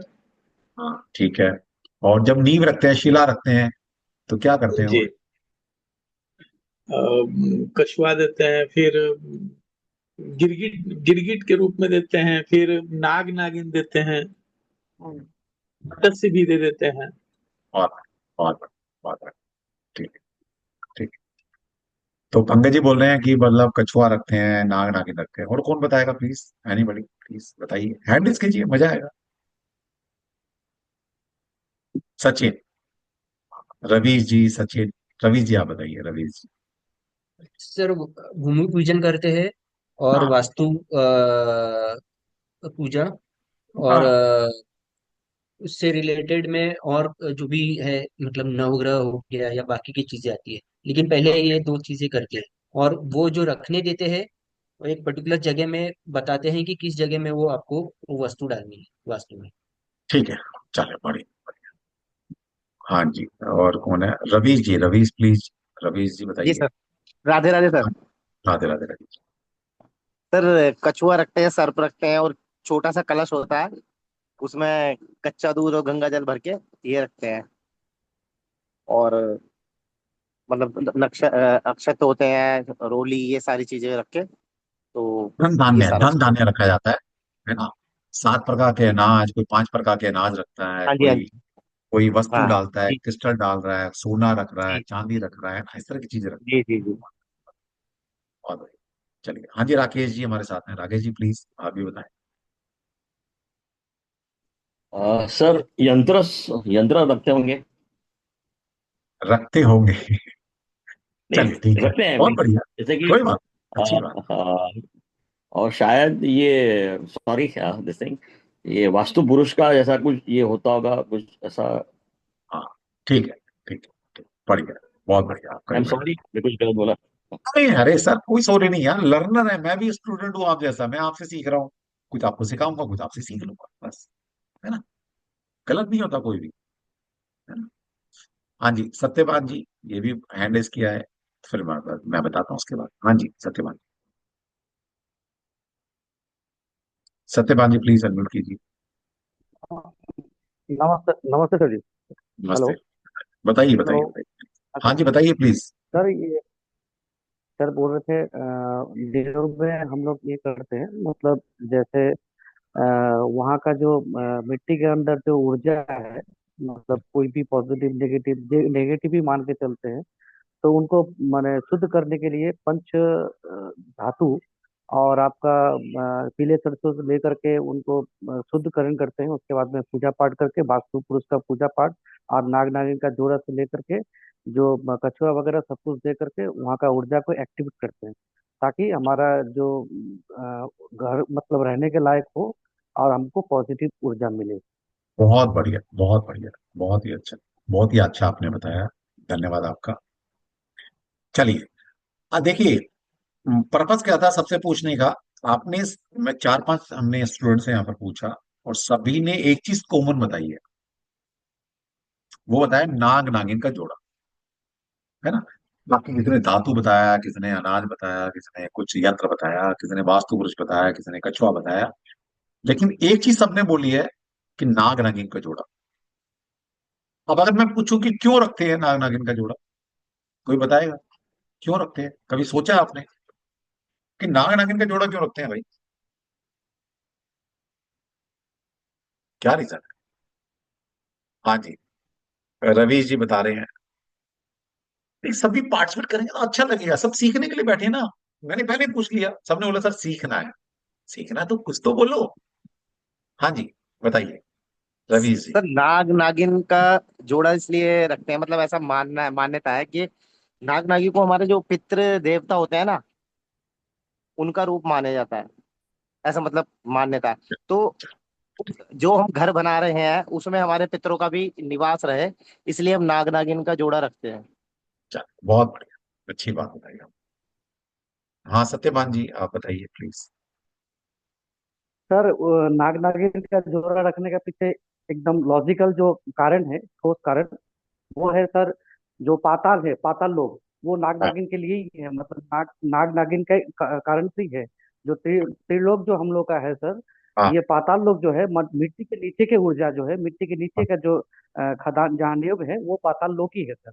जहाँ से एक आदमी का हाइट के हिसाब से हम लोग गड्ढा करते हैं फुटिंग के लिए, वो नाग नागिन का ही जगह है, मतलब पाताल लोग है, इसीलिए बहुत ये बहुत पाताल लोक में जैसे हम लोग पढ़े थे सर, वो क्या बोलते हैं उसको, अपना शास्त्र के हिसाब से जो पढ़े थे, वो पाताल लोक के हिसाब से हम लोग नाग नागिन को ही पूजना पड़ेगा हम लोगों को, क्योंकि वो नाग नागिन का ही मतलब जगह है, ऊर्जा वहीं पर ठीक, उन लोगों का ही रहता है। ठीक, बहुत बढ़िया, बहुत बढ़िया, बहुत बढ़िया। चलिए, देखिए कितना अच्छा बताया इन्होंने। सत्यवान जी ने बहुत बढ़िया बताया। तो देखिए, यही बात मैं कह रहा था। मैंने ये बात क्या किस रूप में कही आप सभी को, आप समझिए।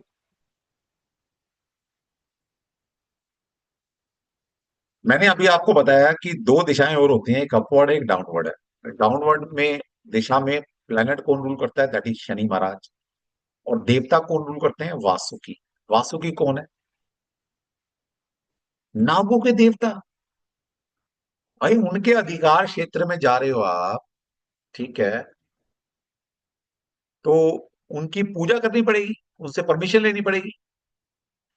तो इसलिए सिंबॉलिकली हम वासुकी, नागों के देवता हैं, उनके अधिकार क्षेत्र में जा रहे हैं, मिट्टी खोद रहे हैं, निकाल रहे हैं, अपना मकान बना रहे हैं, तो उनकी पूजा तो बनती है ना। उनको स्थापित किया जाता है, उनकी पूजा की जाती है। ठीक है।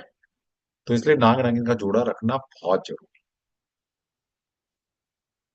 फिर कुछ लोग जैसे बताया कछुआ रखते हैं। कछुए का रखने का क्या मतलब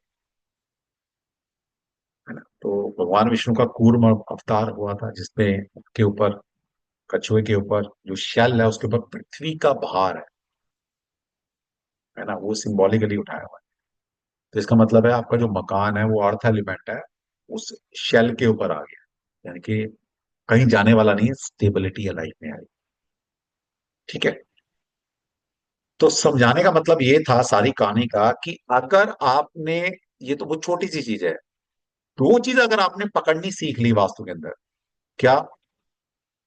पहला, ये प्लेनेट जो रूल करते हैं हर एक दिशा में, और जो देवता रूल कर रहे हैं हर दिशा में, इनकी अगर करेक्टरिस्टिक आपने जान ली, तो किसी भी प्रॉब्लम का सॉल्यूशन आप घर बैठ के दे सकते हो। जैसा कि मैं कल के बात करने वाला हूं। मैंने आपका घर नहीं देखा, ठीक है, लेकिन दो चीज पकड़कर, वैसे तो बहुत सारी चीज पकड़ूंगा मैं पीछे, बैक ऑफ द माइंड, लेकिन बताऊंगा आपको सिर्फ ये दो चीजें। मैं सिर्फ पांच तत्व, तीन गुण, नो प्लैनेट, और ये 10 दिशाओं के दिक्पाल, इनको पकड़कर आपकी लाइफ में जो भी प्रॉब्लम चल रही है, विद इन ए सेकंड में पता लगा सकता हूँ कि किस वजह से वो प्रॉब्लम आ रही है, यानी कि किस डायरेक्शन में आपने कोई फॉल्ट किया हुआ है। अब क्या होता है ना कि जैसे मैं जब पढ़ाता हूँ, कोर्स पढ़ाता हूँ, कहते सर आप तो बताए तो हमसे नहीं बताया जाता। तो मैं कहता हूँ बेटा, जितनी मैंने मेहनत की है ना 17-18 साल, अगर इतनी, इसका 1/10 और 100 भी आप मेहनत कर लोगे तो आप भी बताना सीख लो। शास्त्र को घोट के पीना पड़ता है, जीना पड़ता है शास्त्र को, पूजा करनी पड़ती है। अगर लगे रहोगे ना वही बस, हेलिक्स लगा लो, टेप लगा लो, फर्नीचर इधर से उधर कर दो, तो वास्तु जिंदगी में वास्तु नहीं आएगा। ठीक। इनको पढ़ना पड़ेगा। दूसरा, एक गलती और आप सभी क्या करते हैं, मैं समझा समझा के थक गया भाई। इस ऑकल्ट वर्ल्ड के अंदर उस इंसान से कुछ पढ़ो जिसको ज्योतिष आता है, वो ही सब कुछ पढ़ा पाएगा। बिना ज्योतिष के ना तो वास्तु, ना टैरो, ना न्यूमरोलॉजी, ना हीलिंग, कुछ भी नहीं पढ़ाया जा सकता। कुछ भी नहीं पढ़ाया जा सकता। हर ऑकल्ट साइंस की जो मदर है वो ज्योतिष है। और आप ऐसे लोगों से पढ़कर आते हैं जिनको ज्योतिष का जे नहीं पता। फिर वो, किसी ने मुझे वीडियो भेजी थी, वो न्यूमरोलॉजी वाला कौन है, उसने चंद्रमा की जो स्पीड बताई है भाई साहब, कह रहा चंद्रमा 2.5 घंटे में राशि बदल लेता है। सोचो, चंद्रमा 2.25 दिन से लेकर 2.5 दिन के अंदर राशि परिवर्तन करता है। तो वो अपने क्लास में, रील में या पॉडकास्ट में बता रहा है कि चंद्रमा 2.5 दिन में 2.5 घंटे में राशि बदल लेता है। 2.5 घंटे में मेरा मूड स्विंग हो जाता है, मैं अपनी बीवी से लड़ाई कर लेता हूँ। मतलब आप सोचो, उनसे जो पढ़ कर गए होंगे या उनके प्लेटफॉर्म पर जो लोग पढ़ रहे होंगे, वो कैसी शिक्षा ले रहे होंगे, भगवान ही मालिक है। ठीक है, तो थोड़ा आगना खुली रखो यार, इतनी तो रोटी खाते हो आप। ठीक। चलिए, तो समझ में आ गया, ये याद हो जाएंगे आपको।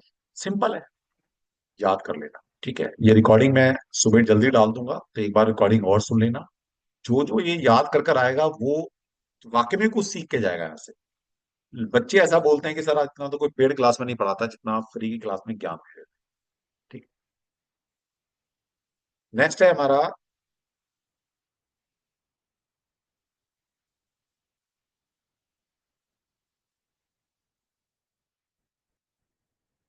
पांच एलिमेंट, ये पांच एलिमेंट कहाँ पाए जाते हैं? जो नॉर्थ, नॉर्थ ईस्ट और ईस्ट का जो जोन है, जोन, ये वाटर एलिमेंट का जोन है, ये भी थोड़ा दिमाग में रखो। ईस्ट, साउथ ईस्ट और साउथ का जो जोन है that is fire element. South, south west और वेस्ट का जो जोन है ये है अर्थ एलिमेंट का जोन। और वेस्ट, नॉर्थ वेस्ट और नॉर्थ का जो जोन है दैट इज एयर एलिमेंट का जोन, वायु तत्व का जोन। और लास्ट एलिमेंट है that is space element. Space element का अपना कोई ऐसा कोई क्राइटेरिया नहीं कि कहाँ मिलता है, लेकिन स्पेस एलिमेंट को हम क्रम स्थान से रिप्रेजेंट करते हैं। लेकिन आपके मकान में चाहे फैक्ट्री है, चाहे कमर्शियल है, चाहे दुकान है, चाहे घर है, जो भी खाली जगह है आपके घर के अंदर दैट इज स्पेस एलिमेंट। तो अगर आपने 9 प्लेनेट, 10 दिक्पाल और पांच एलिमेंट को पकड़ना सीख लिया तो वो मिरेकल हो जाएगा वास्तु के अंदर। अभी तो बहुत चीजें सिखाने के लिए, वो तो बात की बात है, लेकिन यहां से भी अगर ये सीख लिया तो ये बेस है आपके वास्तु का। ठीक है ना? ये अगर सॉलिड पकड़ना सीख लिया, बहुत अच्छे वास्तु बन सकता है। ओके, चलिए तो थोड़ा सा एक दो चीजें और बता देता हूँ, फिर बाकी कल करेंगे।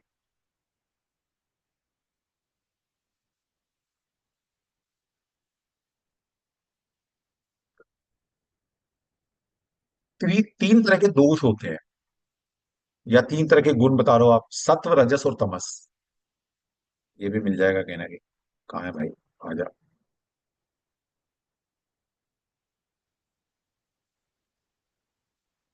हाँ, तीन तरह के गुण है, त्रिगुण, जिसको बोला गया सत्व, रजस और तमस।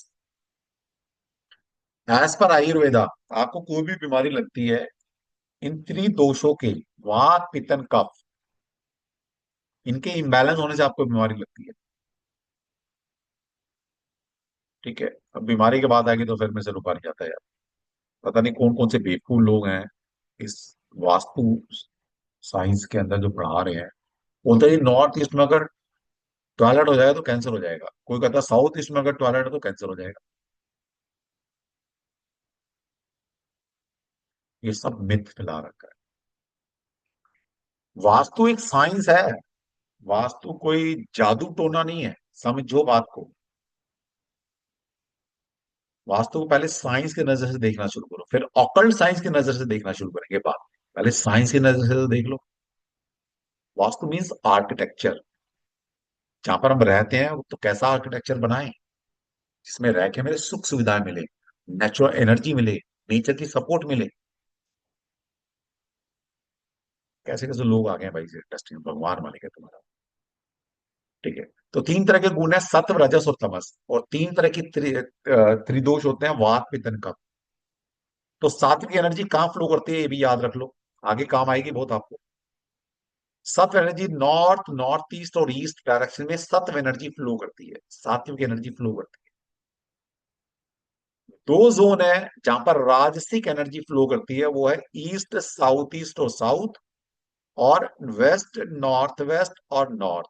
ये दो जो एंगल है, डायरेक्शन है, डायगोनल डायरेक्शन, साउथ ईस्ट और नॉर्थ वेस्ट का जो जोन है, इन दोनों जोनों में राजसिक एनर्जी फ्लो करती है।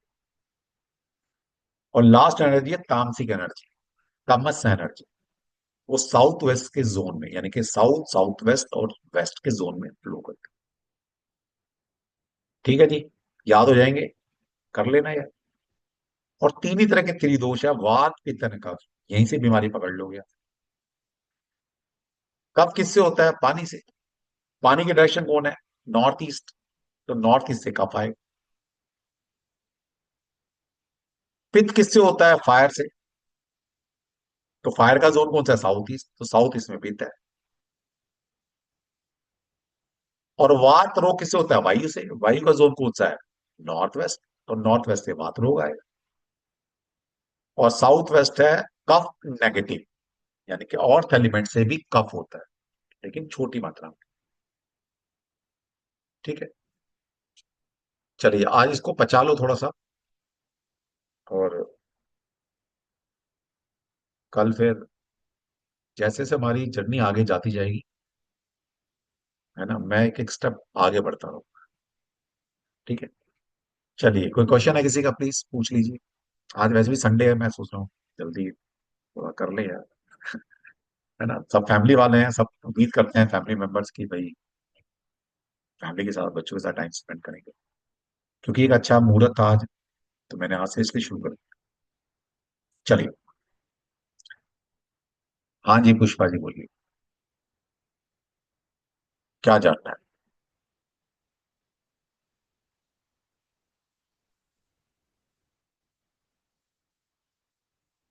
अनम्यूट कीजिए, मैंने अलाउ कर दिया। किसी ने भी कोई भी क्वेश्चन पूछना है तो आप हैंड रेज कर सके पूछ सकते हैं प्लीज। आज के बारे में, कोई और टॉपिक के बारे में, वास्तु के बारे में कुछ भी पूछना है आपने, ऑल आर वेलकम। अब क्वेश्चन का वेलकम हो रहा है। ठीक है, जैसे मैंने बताया ना, रोज आपकी कुछ क्वेरी भी सोल्व करेंगे, कुछ आपके डाउट्स हैं या कुछ आपके घर में कुछ ऐसी प्रॉब्लम है वो भी करेंगे, मतलब आज से स्टार्ट कर दिया हमने। ठीक है, लेकिन हम पहले लर्निंग मोड में ज्यादा थे, अब आपकी कंसल्टेंसी दे रहे हैं, आपकी क्वेरी सोल्व कर रहे हैं, कोई प्रॉब्लम बता रहे हैं आपको। हाँ जी, बलबीर जी बोलिए,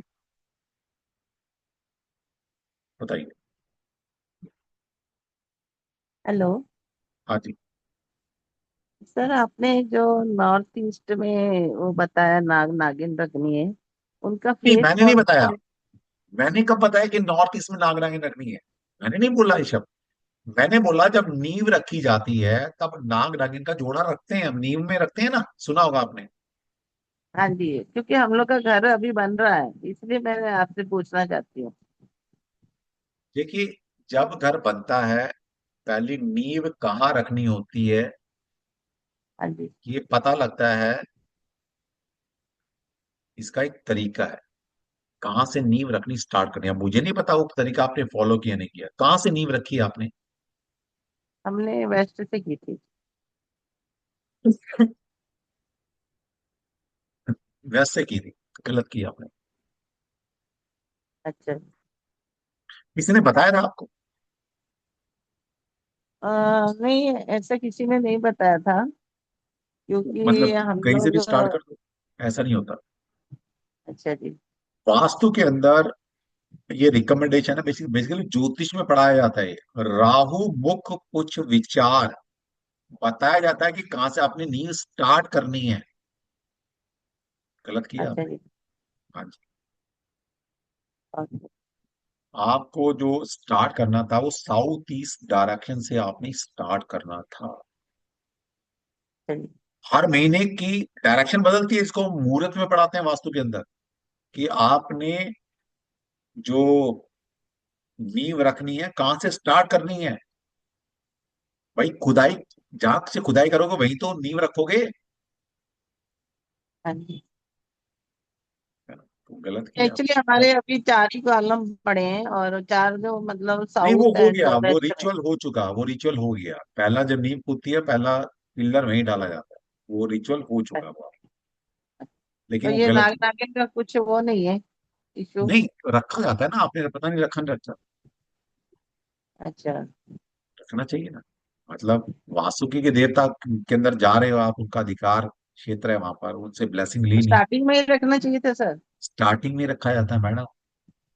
फिर आप लोग कहते हैं कि सर एक्चुअली वी आर घर में प्रॉस्पेरिटी नहीं आ रही सर, घर में दिक्कतें आ रही हैं। अरे जब वास्तु के प्रिंसिपल बेसिक से ही नहीं लगाओगे आप तो कैसे, मतलब अर्थ एनर्जी में जा रहे हो, मदर अर्थ के पास जा रहे हो, मकान बना रहे हो, दूसरे के अधिकार क्षेत्र में जा रहे हो, वास्तु के क्षेत्र में जा रहे हो, उनकी पूजा नहीं कर रहे आप। हाँ जी, हाँ जी। समझो, समझो, है ना। हाँ जी, हाँ जी। ठीक तो इसके है। लिए बाद में क्या होता है, एक रिचुअल होता है वास्तु शांति।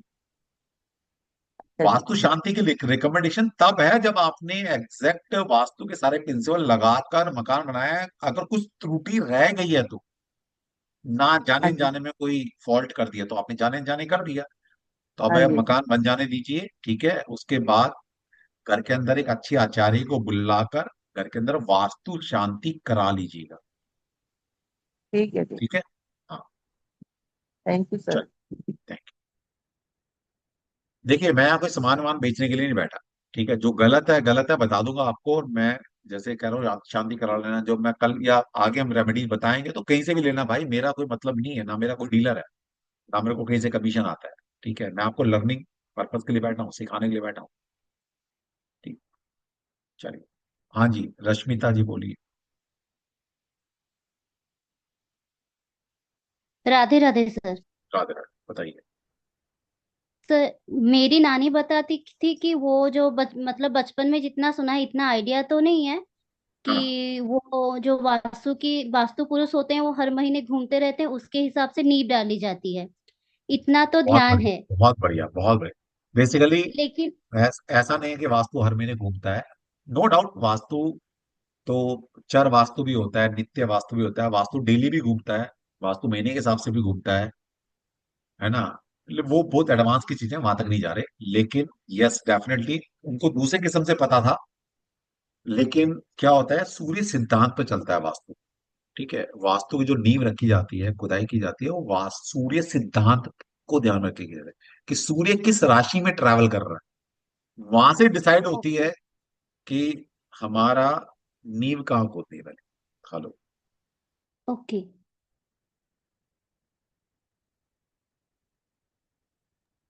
ठीक है, पर ठीक हाँ है, सर। जैसे भी बड़े लोग याद कर रख पाए, वो भी कॉन्सेप्ट ठीक है, वो भी कॉन्सेप्ट ठीक है। ओके, ये तो हो गई जमीन की बात, लेकिन हाँ आजकल जो फ्लैट की चलन है हाँ वो तो बना बनाया मिलता है। हाँ, तो उसमें बेटा कोई अगर पहले पहले के लोग ज्यादा सुखी थे, आप देख लो। जितने फ्लैट में गए सबसे ज्यादा फ्लैट वाले दुखी। उनको पता नहीं कब नींव रखी गई है, कब छत डाली गई है, कब चौखट रखी गई है, कौन से मुहूर्त में क्या किया गया है, कुछ नहीं पता, सब वायलेशन हो रखा है। अब फिर आप कहते हो सर वो मजा नहीं आ रहा फ्लैट में रह के, वो सुख नहीं मिल रहा, वो आत्म संतुष्टि नहीं मिल रही। कहाँ से मिलेगी, कहाँ से मिलेगी? तो उन लोगों के लिए क्या कर सकते हैं जो लोग, क्योंकि आजकल वास्तु तो फ्लैट ही शांति, ज्यादातर वास्तु सिटी एरिया में शांति, चल रहा है। वास्तु शांति, वास्तु शांति। और ओके। हो सकता है कि आगे आने वाले टाइम के अंदर हम अपने कोर्स में इस, क्योंकि ये कर्म कांड है इसलिए मैंने इंक्लूड नहीं किया, लेकिन मुझे ऐसा लग रहा है कि मुझे इस पार्ट को भी इंक्लूड कर लेना चाहिए कोर्स में कि कैसे वास्तु शांति की जाती है। ठीक है। हाँ, क्योंकि आजकल फ्लैट की चलन बहुत हाँ, ज्यादा हो रही है तो यही दिक्कत हो रहा है सबको। बिल्कुल बिल्कुल ठीक है। तो शास्त्र ये कहता है कि अगर गलत चीजें, गलत मुहूर्त, गलत चीजें बन गई हैं किसी वजह से, तो वास्तु शांति आप कर लेते हैं, तो फोर टाइम भी, मैं नहीं कह रहा वो लाइक। दोषास खत्म हो गए, लेकिन फोर टाइम भी वो चीजें शांत हो जाती हैं। ठीक है। ओके, बस। मतलब ये टाइम टू टाइम वास्तु शांति पूजा करवानी हाँ पड़ेगी जो जी, लोग भी हाँ जी, फ्लैट में हाँ रहते हैं। जी, हाँ जी, लेकिन एक बार करा ली तो 2-4 साल कोई दिक्कत आती नहीं है, वैसे नॉर्मली देखा है। वैसे तो ओके, मतलब शास्त्र ये कहता है कि मान के भाई चलना है हर कि हफ्ते हमें करानी, चार हर पांच महीने करा, साल में एक मतलब हर बार साल वास्तु करानी चाहिए। शांति। हाँ, हर साल हर करानी चाहिए, हर साल साल करानी। करना है। ठीक है। चले। हाँ जी, थैंक शिखा यू जी बोलिए। सर। Thank you. हाँ जी, शिखा जी, आप लोग चैट जी बॉक्स में सर। लिख सकते हैं कि कुछ किसी मतलब बाकी वेबिनार या बाकी क्लासेस से कुछ अलग लगा आपको, हमारी क्लास वाकई में नॉलेजेबल है या नहीं? सर जय श्री लिख सकते कृष्ण सर। हैं। जय श्री कृष्ण। हाँ शिखा जी बताइए। सर आपकी क्लास तो हमेशा ही अमेजिंग होती है, मैंने आपसे और भी टेरो वगैरह और भी कोर्स किए हैं न्यूमरोलॉजी। बट सर मुझे ये वास्तु में शायद पहली बार आपसे सुन रही हूँ। तो मेरा ये पॉइंट था कि जैसे आजकल वही जैसे उन्होंने भी बोला कि लोग कहते हैं कि इसमें नॉर्थ ईस्ट में बाथरूम नहीं, साउथ ईस्ट में बाथरूम नहीं, यहाँ नहीं हुआ। जो आजकल फ्लैट सिस्टम है, जहाँ जो चीज बनी है आप हम उसको कुछ भी नहीं कर सकते हैं। आप मतलब आप बिल्कुल। समझ रहे हो, जो भी नक्शे हाँ इसमें मैं आप समझ एक गया। इंच इधर उधर नहीं कर अरे सकते वो हैं। तो तो मतलब कैसे जगह तो, वास्तु पे मतलब हम सुनो वास्तु सुनो में और कंफ्यूजन बता रहे और हैं, अपना स्ट्रेस बता रहे करूं। हैं, बता रहे हैं, मैं क्वेश्चन समझिए। जी। क्योंकि इतने बच्चों को पढ़ा चुका हूँ, है ना, पिछले 15-17 साल से पढ़ा रहा हूँ, तो पता है मुझे क्या क्वेश्चन है। एक सवाल पूछते हैं, समझ में आता है।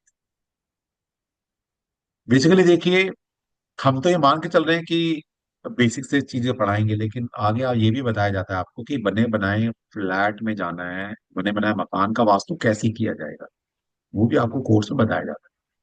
ठीक है, जी। लेकिन बेसिक प्रिंसिपल पता तो होना चाहिए ना आपको, जी। है ना। तो सबका सॉल्यूशन है, नो डाउट, ऐसा नहीं कि सॉल्यूशन नहीं है, सॉल्यूशन सबका है।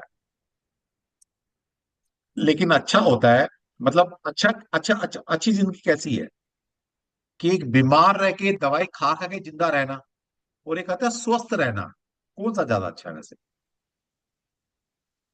नहीं सर, है तो स्वस्थ रहना ही स्वस्थ रह अच्छा के है, अच्छी लेकिन जिंदगी मतलब जीना, है आप। ना।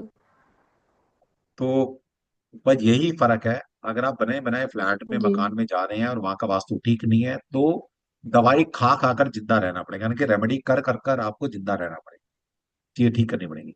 और एक होता है कि नेचुरल, ठीक है भाई, आयुर्वेदा क्या कहता है कि अपने वात पित्त को बैलेंस रखो, खान पे ठीक रखो, तो आपको बीमारी लगेगी नहीं, किसी दवाई की जरूरत ही नहीं है। समझ रहे हैं? जब किसी दवाई की जरूरत ही नहीं, तो आप हम्म, जिंदगी अच्छी रहेगी ना। या दवाई खा खा के जिंदगी गुजारनी है, जी मर्जी आपकी है। तो अच्छे वास्तु में नहीं रहेंगे तो रेमेडी कर कर कर, दवाइयां खा कर घर जिंदा रहेगा। और आप चाहते हैं कि आपका घर वैसे ही जिंदा रहे, सर प्रॉस्पेरिटी आए, मेरा खुश एक रहो। जी सर मेरा एक और पॉइंट था कि कहते हैं जो भी जैसे आपसे भी मैंने सुना कि अगर वास्तु पढ़ रहे हैं तो आपको एस्ट्रोलॉजी जरूर पढ़े, नहीं मतलब नहीं, समझिए, मैंने ये स्टेट बोला ऑफ है कि, माइंड है। मैंने तो ये जैसे बोला, कि जो समझिए समझिए समझिए, जो मैं समझ गया, समझ गया, समझ गया आपका क्वेश्चन, जी समझ गया, जी सुनो, सुन लो। मैंने ये बोला है कि अगर आपको कोई भी ऑकल्ट साइंस पढ़नी है तो ऐसे इंसान से पढ़ना जिसको ज्योतिष आता है। मैंने ये नहीं जी बोला कि बिना ज्योतिष के आप वास्तु नहीं सीख सकते। लेकिन हम्म, कोई अगर आपको वास्तु सिखा रहा है, टैरो सिखा रहा है, न्यूमरोलॉजी सिखा रहा है, हीलिंग की मोडालिटी सिखा रहा है, उसको अगर ज्योतिष नहीं आता तो वो आपको कुछ भी नहीं सिखा पाएगा, ये मेरा दावा है। बस जी वो भी फेक है और वो फेक नॉलेज दे रहा है। ठीक है? तो बिना ज्योतिष के वास्तु सिखाया ही नहीं जा सकता, यानी कि जो सिखा रहा है उसको ज्योतिष अच्छे से आना चाहिए। आप तो लर्नर है, आपको कुछ भी नहीं आता, तभी तो मेरे सामने बैठे हैं ना। तो जितनी ज्योतिष की जरूरत पड़ेगी वो चीज आपको सिखाई जाएगी, जितनी निम्नलोक की जरूरत पड़ेगी सिखाई जाएगी, जितना डायरेक्शन वास्तु सब चीज की जरूरत पड़ेगी वो सिखाया जाएगा आपको। समझ रहे हैं? तो ये मेरा बोलने का नजरिया था। और अगर आप ज्योतिष सीख लेते हैं तो कोई भी मोडेलिटी आप बहुत आसानी से बहुत अच्छे से सीख पाएंगे, ये मतलब। जी। तो ठीक है? सर जैसे आपने बताया कि आप कुंडली देख के आप ये बता सकते हैं कि किसी के घर का वास्तु कैसा होगा, वास्तु से आप ये बता सकते हैं उसकी कुंडली में क्या होगा। मैं तो तो ये बता दूंगा, आपको वो चीज सीखने के लिए कुछ साल लगाने पड़े। जी। तो जैसे कि मान लो आपने कहा मतलब ये ऐसा मैंने सुना है कि जैसे पितृदोष अगर आपकी कुंडली में है तो आपको ऐसा ही घर मिलेगा जहाँ पे पितृदोष का वो होगा इफेक्ट, या तो सर इज इट, मतलब ये मैं पता इसमें नहीं, ये थोड़ा सा ना, आपके मार्गदर्शन चाहती हूँ। ये किस दिन ना मेरे हत्थे चढ़ गए ना ये वास्तु वाले, जो डरा डरा के तो मुझे पैसा लूटते हैं, अपने किट बेचते हैं, अपने प्रोडक्ट बेचते हैं, भाई साहब रगड़ दूंगा जिस दिन मिल गया। अच्छा, एक तो मेरे सामने भी नहीं आता, दिक्कत ये है कि मैं तो चैलेंज देता रहता हूँ न्यूमरोलॉजी में, ज्योतिष में, वास्तु में, कोई आता ही नहीं। दिक्कत ये भी तो है ना, इन्होंने गंद मचा रखा है, क्योंकि ये करते हैं डर का बिजनेस, कि आपको डराएंगे, आपका किचन नॉर्थ ईस्ट में है, पता नहीं क्या क्या बोलते हैं, मतलब आपका टॉयलेट नॉर्थ ईस्ट में तो आपके घर में कैंसर हो जाएगा किसी को, भाई। अरे भाई, कहाँ लिखा है, कौन से शास्त्र में लिखा है, कौन से शास्त्र में लिखा है? मतलब तुम उस ऋषि से बड़े बढ़कर होगे, दिखाओ कोई शास्त्र लाओ ना। भाई भगवान की ऐसी ब्लेसिंग है, गुरु को आशीर्वाद है ना, कुछ शास्त्र पढ़ रखे हैं कुछ शास्त्र। कहाँ लिखा है दिखा दो। क्या तो आप बोलो कि मैं सर, मैं मतलब मैं आज कलयुग का ऋषि बन गया, मैं उन ऋषियों से ऊपर हो गया, तो भाई बात अलग है, फिर ऐसा बोल दो। ठीक है? ये सब डर का बिजनेस है, कुछ नहीं होने वाला। वास्तु को आप एक साइंस मान के चलो फिलहाल, ऑकल्ट साइंस में कन्वर्ट हम कर लेंगे इसको।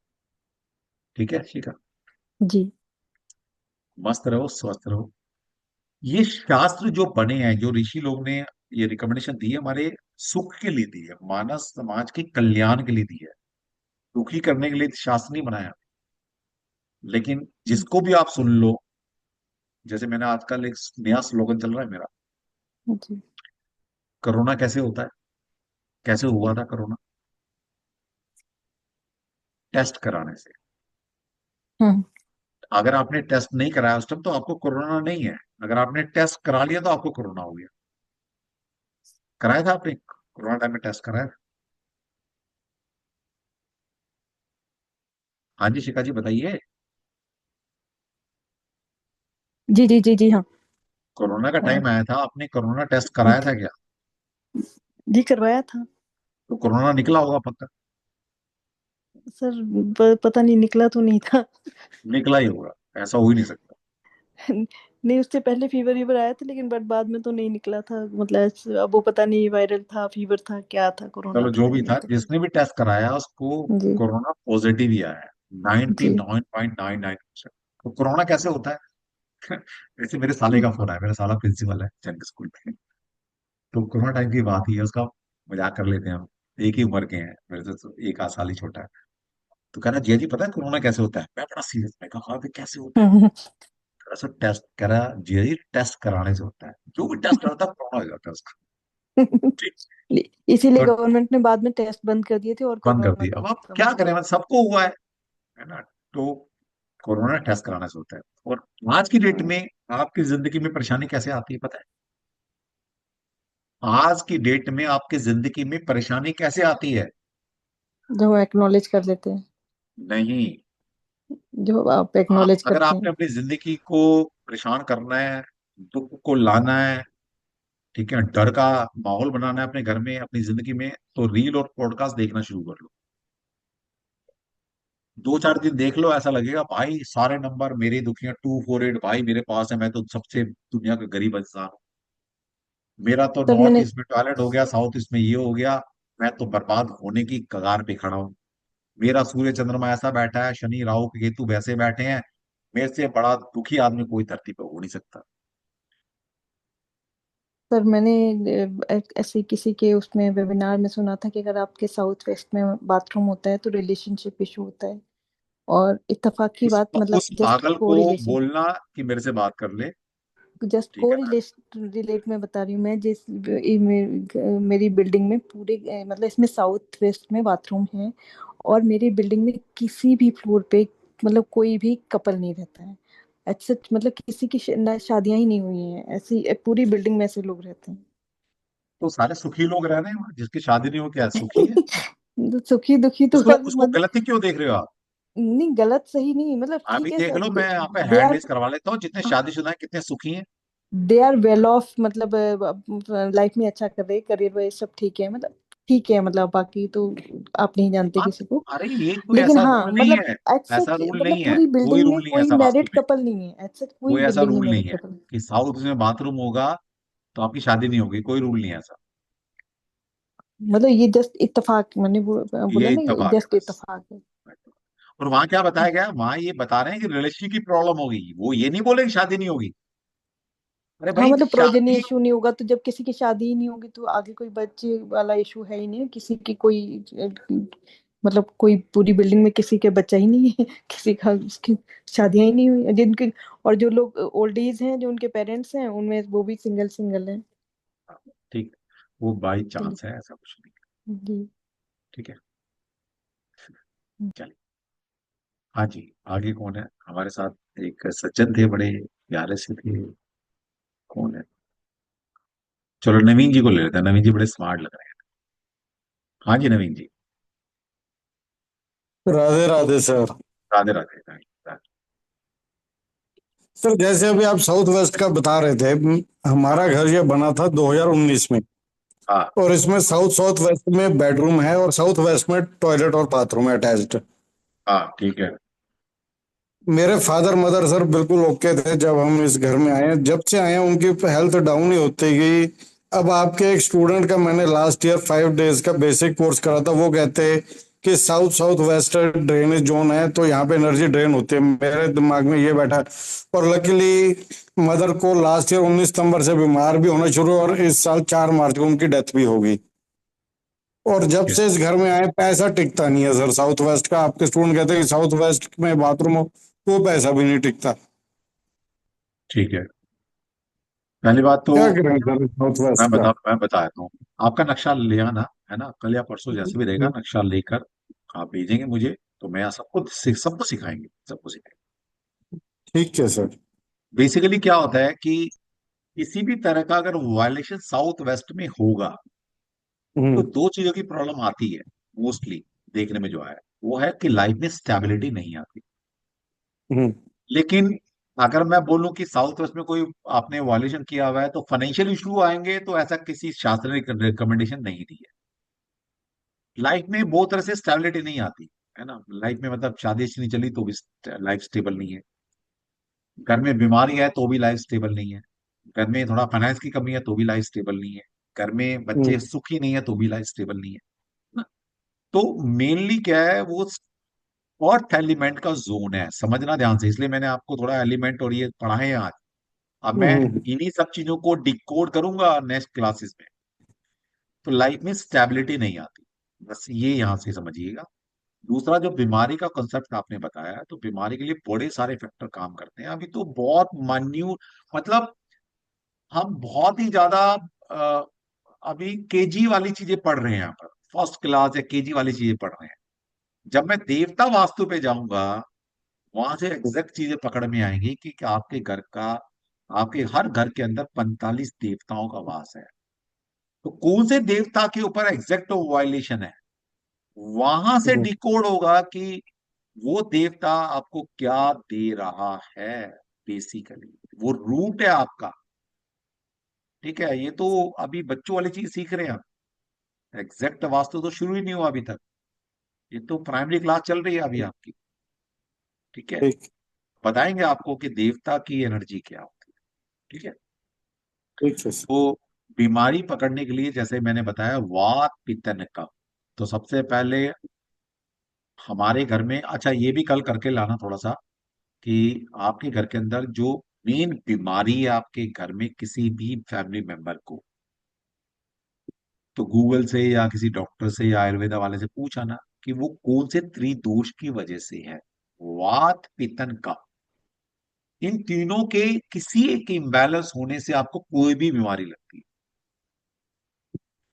मेनली जो बीमारियां होती हैं लगती हैं, एज पर आयुर्वेदा 60% बीमारियां आपको वात रोग से होती है। ठीक है, अब जिस रोग से, जिस त्रिदोष से बीमारी हो रही है, अगर हमारा बेडरूम अगर उसी दिशा में होगा, तो वो कभी भी बीमारी रूट से कभी खत्म नहीं होगी। आप जितना मर्जी इलाज करा लेना, वर्ल्ड में कहीं भी चले जाना, जब तक उस जोन को नहीं छोड़ोगे, वो बीमारी रूट से खत्म नहीं होगी। ठीक है, फॉर टाइम बिंग आपको रिलीफ मिल जाएगा। अगर आपको रूट से बीमारी खत्म करनी है, तो उसके एंटी एलिमेंट वाले जोन में आपको जाना पड़ेगा। ठीक है, तो आने वाले एक दो दिन के अंदर उस पर भी हम चर्चा करेंगे, मेडिकल वास्तु भी पढ़ाएंगे, थोड़ा सा आपको बताएंगे कि कौन से तत्व से, कौन से प्लेनेट से, कौन से देवता से कौन सी बीमारी आती है। ठीक है, लेकिन बड़े सारे मिथ हम क्लियर करने वाले हैं। तो ये कहते हैं जी, वो अपने मंदिर में लाल कपड़ा नहीं रखो, नॉर्थ ईस्ट में टॉयलेट होगा तो कैंसर हो जाएगा। भाई किस दिन पकड़ लूंगा मैं इनको, ये मिल जाए मुझे एक दिन, किस दिन मेरे लाइव आ जाए मेरे सामने। ठीक है, इनकी ऐसी धज्जियां उधेड़ूंगा मैं, बोलूंगा कौन से शास्त्र में लिखा है, बता भाई, 10 12 शास्त्र तो मैंने भी भगवान की दया से थोड़ा पढ़ रखा है, गुरुओं का आशीर्वाद मिला रखा है मुझे, मेरे गुरु ने भी कभी नहीं बताया। ठीक है, चलिए। हाँ जी, हाँ जी, सत्यबिन तिवारी जी, तिवारी बड़े स्मार्ट लग रहे हैं आप, क्या बात है तिवारी जी, कहाँ से लाते हो इतनी स्मार्टनेस यार, कौन से जोन में सो रहे हो, इतने स्मार्ट हो आप। सर ये शुक्र का दिन है। शुक्र का देन है। ठीक है, आप शुक्र की दिशा कौन थी याद करने के लिए, याद ऐसे ही याद करना है, शुक्र की दिशा कौन सी है वास्तु में। ईस्ट, साउथ ईस्ट, अग्निकुंज। साउथ ईस्ट, तो आपके घर का साउथ ईस्ट बड़ा अच्छा लग रहा है मुझे। वही बेडरूम तो नहीं है आपका साउथ ईस्ट में। नहीं है सर, साउथ वेस्ट में बेडरूम है। साउथ वेस्ट में, ठीक है। बताइए क्या क्वेश्चन है आपका। बोल रहे थे, जैसे आपने बताया नॉर्थ ईस्ट में एक सवाल आया था नॉर्थ ईस्ट में, जो मतलब टॉयलेट या मतलब जो भी वगैरह कुछ होने से कैंसर का प्रॉब्लम्स के लिए बता रहे थे। हाँ, तो वास्तु का हिसाब से, मतलब मेरा जहां तक नॉलेज है, मैं जहां तक समझता हूँ, वास्तु तो एक सर पंच तत्व 5 एलिमेंट का एक बैलेंस है। तो उसमें 45 देव देवी का जो वास है वास्तु पुरुष के ऊपर में, उनका जो सही दिशा है, हम लोग उनको सही दिशा को नहीं जानकर तो गलत जगह में अगर मेंटेन करते हैं, या फिर मान के चलिए जहाँ पे साउथ है, जो राहु का दिशा है, अगर उनको हम नॉर्थ ईस्ट में उनका ये करें, तो उनका तो सर उस हिसाब से हम लोग को उनका नेगेटिव ही मिलेगा ना सर। जैसे नॉर्थ ईस्ट में गुरु का स्थान है, वास्तु पुरुष का सिर है, अगर हम वहां पे गंदगी कर देंगे सर तो क्या हो सकता है। जाहिर सी बात है कैंसर ना हो, लेकिन मेरे हिसाब से मेरा मन बोल रहा है कि वो जगह में मुझे नेगेटिव ही मिलेगा, मतलब मुझे नेगेटिव फल ही मिलेगा, भले कैंसर ना हो। ठीक उसी तरह से साउथ वेस्ट का भी है सर, क्योंकि साउथ वेस्ट और नॉर्थ ईस्ट 90 डिग्री एंगल में ही है, जहाँ पे राहु और केतु का जो अट्रैक्शन है गुरु का। तो सर मैं ये बोलना चाह रहा था कि जैसे नॉर्थ ईस्ट में जो है, तो गुरु का स्थान में अगर हम लोग गलत कर देंगे, मतलब गुरु को हम लोग क्या करते हैं, पूजते हैं। अब पूजने की जगह में अगर सर गलत कर देंगे या गंदगी कर देंगे तो उनका नेगेटिव ही मिलेगा सर, किसी भी कीमत पे वो खराब ही होगा हमारे लिए। जो लोग ठीक घर है। में वास करेंगे उनके लिए खराब ही होगा।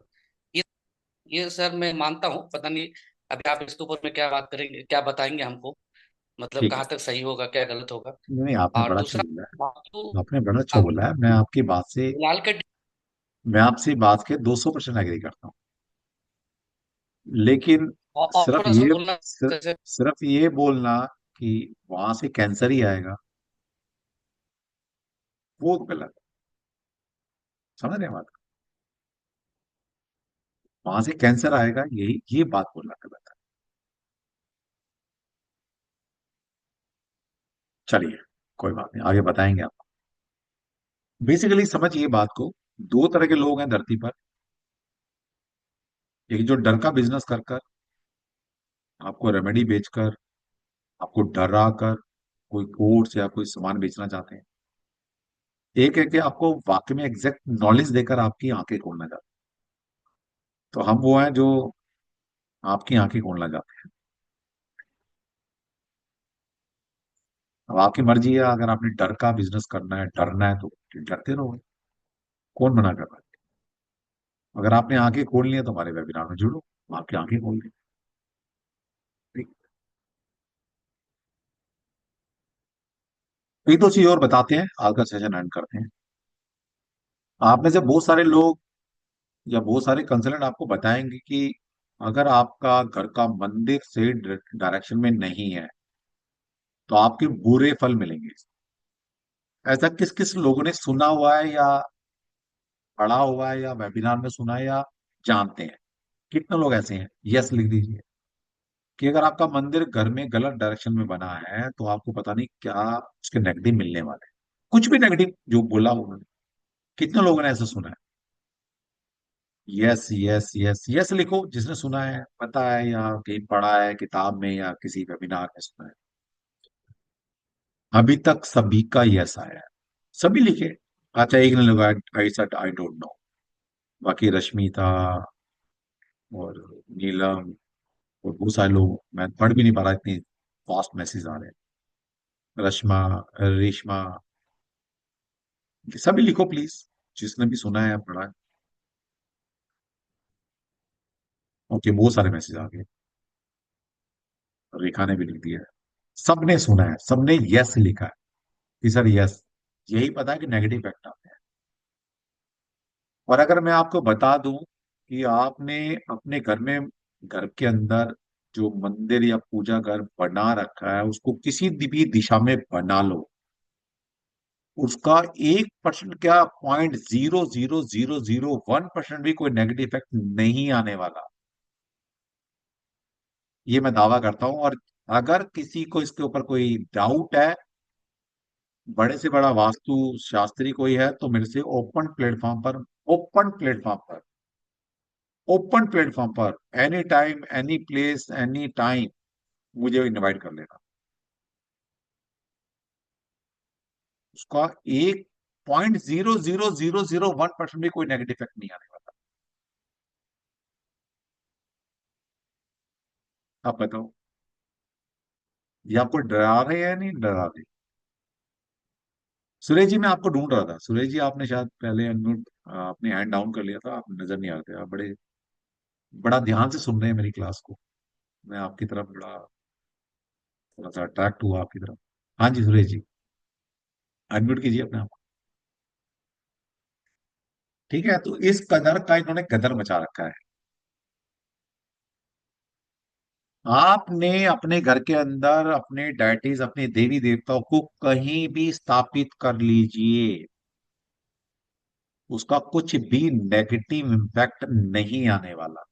अगर कोई कहता है तो मुझे कॉन्फ्रेंस पे ले लो, मुझे जूम पर ले लो, मुझे कनेक्ट कर लो अपने आप से, और 5 मिनट वो मेरे सामने अगर टिक जाए कोई भी, मेरे गुरु को छोड़कर, तो मेरे गुरु ऐसी बात बोलेंगे नहीं। नमस्कार सर। हाँ जी सुरेश जी। नमस्कार सर, नमस्कार। नमस्कार नमस्कार। सर आपकी कई बातें बिल्कुल सत्य है।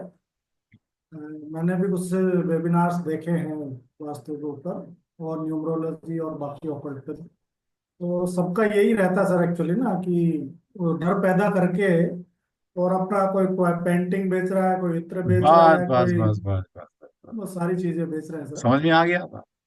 बिल्कुल बिल्कुल। तो भाई मैं और इस भ्रांतियां संसार बहुत। में, अगर आपकी, अगर एक एक संसार में अगर मैं एक इंसान की भी आंखें खोल पाया, उसका भला कर पाया, तो मैं सोचता हूँ मेरा जीवन सही है ना, मैंने अपना कार्य कर दिया। सबका ठेका थोड़ा मैंने उठाया भाई यार। जिसका भला कर पाए। शिप्रा अग्रवाल जी, अपने आप को अनम्यूट करो। शिप्रा जी। नमस्कार सर। नमस्कार। पहले 1 मिनट उनकी भाई साहब की सुन लेते हैं एक बार, फिर मैं आपको लेता हूँ। हाँ जी Suresh ji okay please. Suresh ji. Sir हाँ। तो मेरा यही कहना था सर, बाकी आपका पढ़ाने का तरीका बहुत बढ़िया सर। अ, मैंने पहले आपकी एक क्लास ली थी, बाद में कंटिन्यू नहीं कर पाया उसको, टैरो कार्ड की। अच्छा कोई बात, आगे कर लेना यार, सर कोई बात, क्या फर्क पड़ता है ना, बहुत ही कर ले। ब्यूटीफुल। चलिए बढ़िया, थैंक यू। हाँ जी। कहाँ गई हमारी बहना शिप्रा जी। शिप्रा जी, आपने अपने नाम में डबल एस लगा रखा है। क्या बदल गया जिंदगी में? शिप्रा जी जी अपने सर। नाम में डबल एस कर रखा है, शिप्रा, मतलब डबल एस आई, मतलब HIPRA अग्रवाल। जी अरे बनियों में तो वैसे ही भगवान की ब्लेसिंग है, बनिए मतलब बनते रहना, क्या जरूरत थी तुम्हें डबल एस लगाने की? नाम खराब कर लिया, देखने में ही नाम अच्छा नहीं लग रहा। समझो, जो चीज अच्छा। देखने में अच्छी नहीं लगती वो कभी अच्छा रिजल्ट दे सकती है? पहले मतलब लॉजिकल बात। कोई खाना देखने में अच्छा ना लगे, खाओगे कितना मर्जी टेस्टी हो? कोई घर देखने में बुरा लगे, आप कभी उसको खरीदना चाहोगे? बिल्कुल सही बात है। जी, आई कैन अंडरस्टैंड। क्या नहीं करते हैं, इंसान को देखते हैं तो देखने में अच्छा नहीं लगता, मतलब देखने में मतलब अलग रोग रंग की बात नहीं कर अपीयरेंस रहे। उसका। जी, आई कैन ये ना अंडरस्टैंड मतलब जो व्हाट चीज यू अच्छी नहीं मीन। लग रही कैसे हम एक्सेप्ट कर लें? जी जी समझो। जी। अब आपने मतलब इतना प्यारा नाम शिप्रा अग्रवाल, अग्रवाल बनी है, मतलब भगवान ने ब्लेसिंग है बनना है, अब आपने डबल एस कर लिया। अच्छा, डबल एस लगा के क्या जिंदगी में मिराकल हो गया ये बता दो, हम भी कर लेंगे। मैं भी डबल एन कर लूंगा, सबको बोल दो भाई इनिशियल करना, डबल डबल लगाना शुरू कर दो भाई, शायद हम राहुल गांधी बन जाए। क्या आ गया जिंदगी, क्या पा लिया?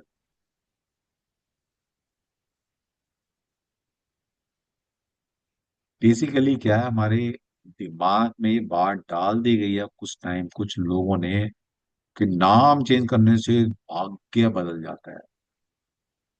ठीक है, फिर तो कृष्णा जी, मतलब हम किसको धोखा दे रहे हैं? कृष्णा जी को धोखा दे रहे हैं। कृष्णा जी कह रहे हैं यार तुम बड़े अच्छे हो यार, मैंने तुम्हें तुम्हारी डेस्टिनी लिख कर भेजी थी। इस कलयुग का मानव इतना स्मार्ट है, कहता है कि मैं तुम्हें मानता ही नहीं, मैं अपना भाग्य नहीं खुद लिख सर, लूंगा अपना ईश्वर से नाम ऊपर बदल के। तो कुछ है ही नहीं। बिल्कुल। मतलब समझो ना, मतलब लोग तो ऐसा सोच रहे हैं ना भाग्य बदल लेंगे नाम बदल कर, यही तो सिखाया जा रहा है आपको।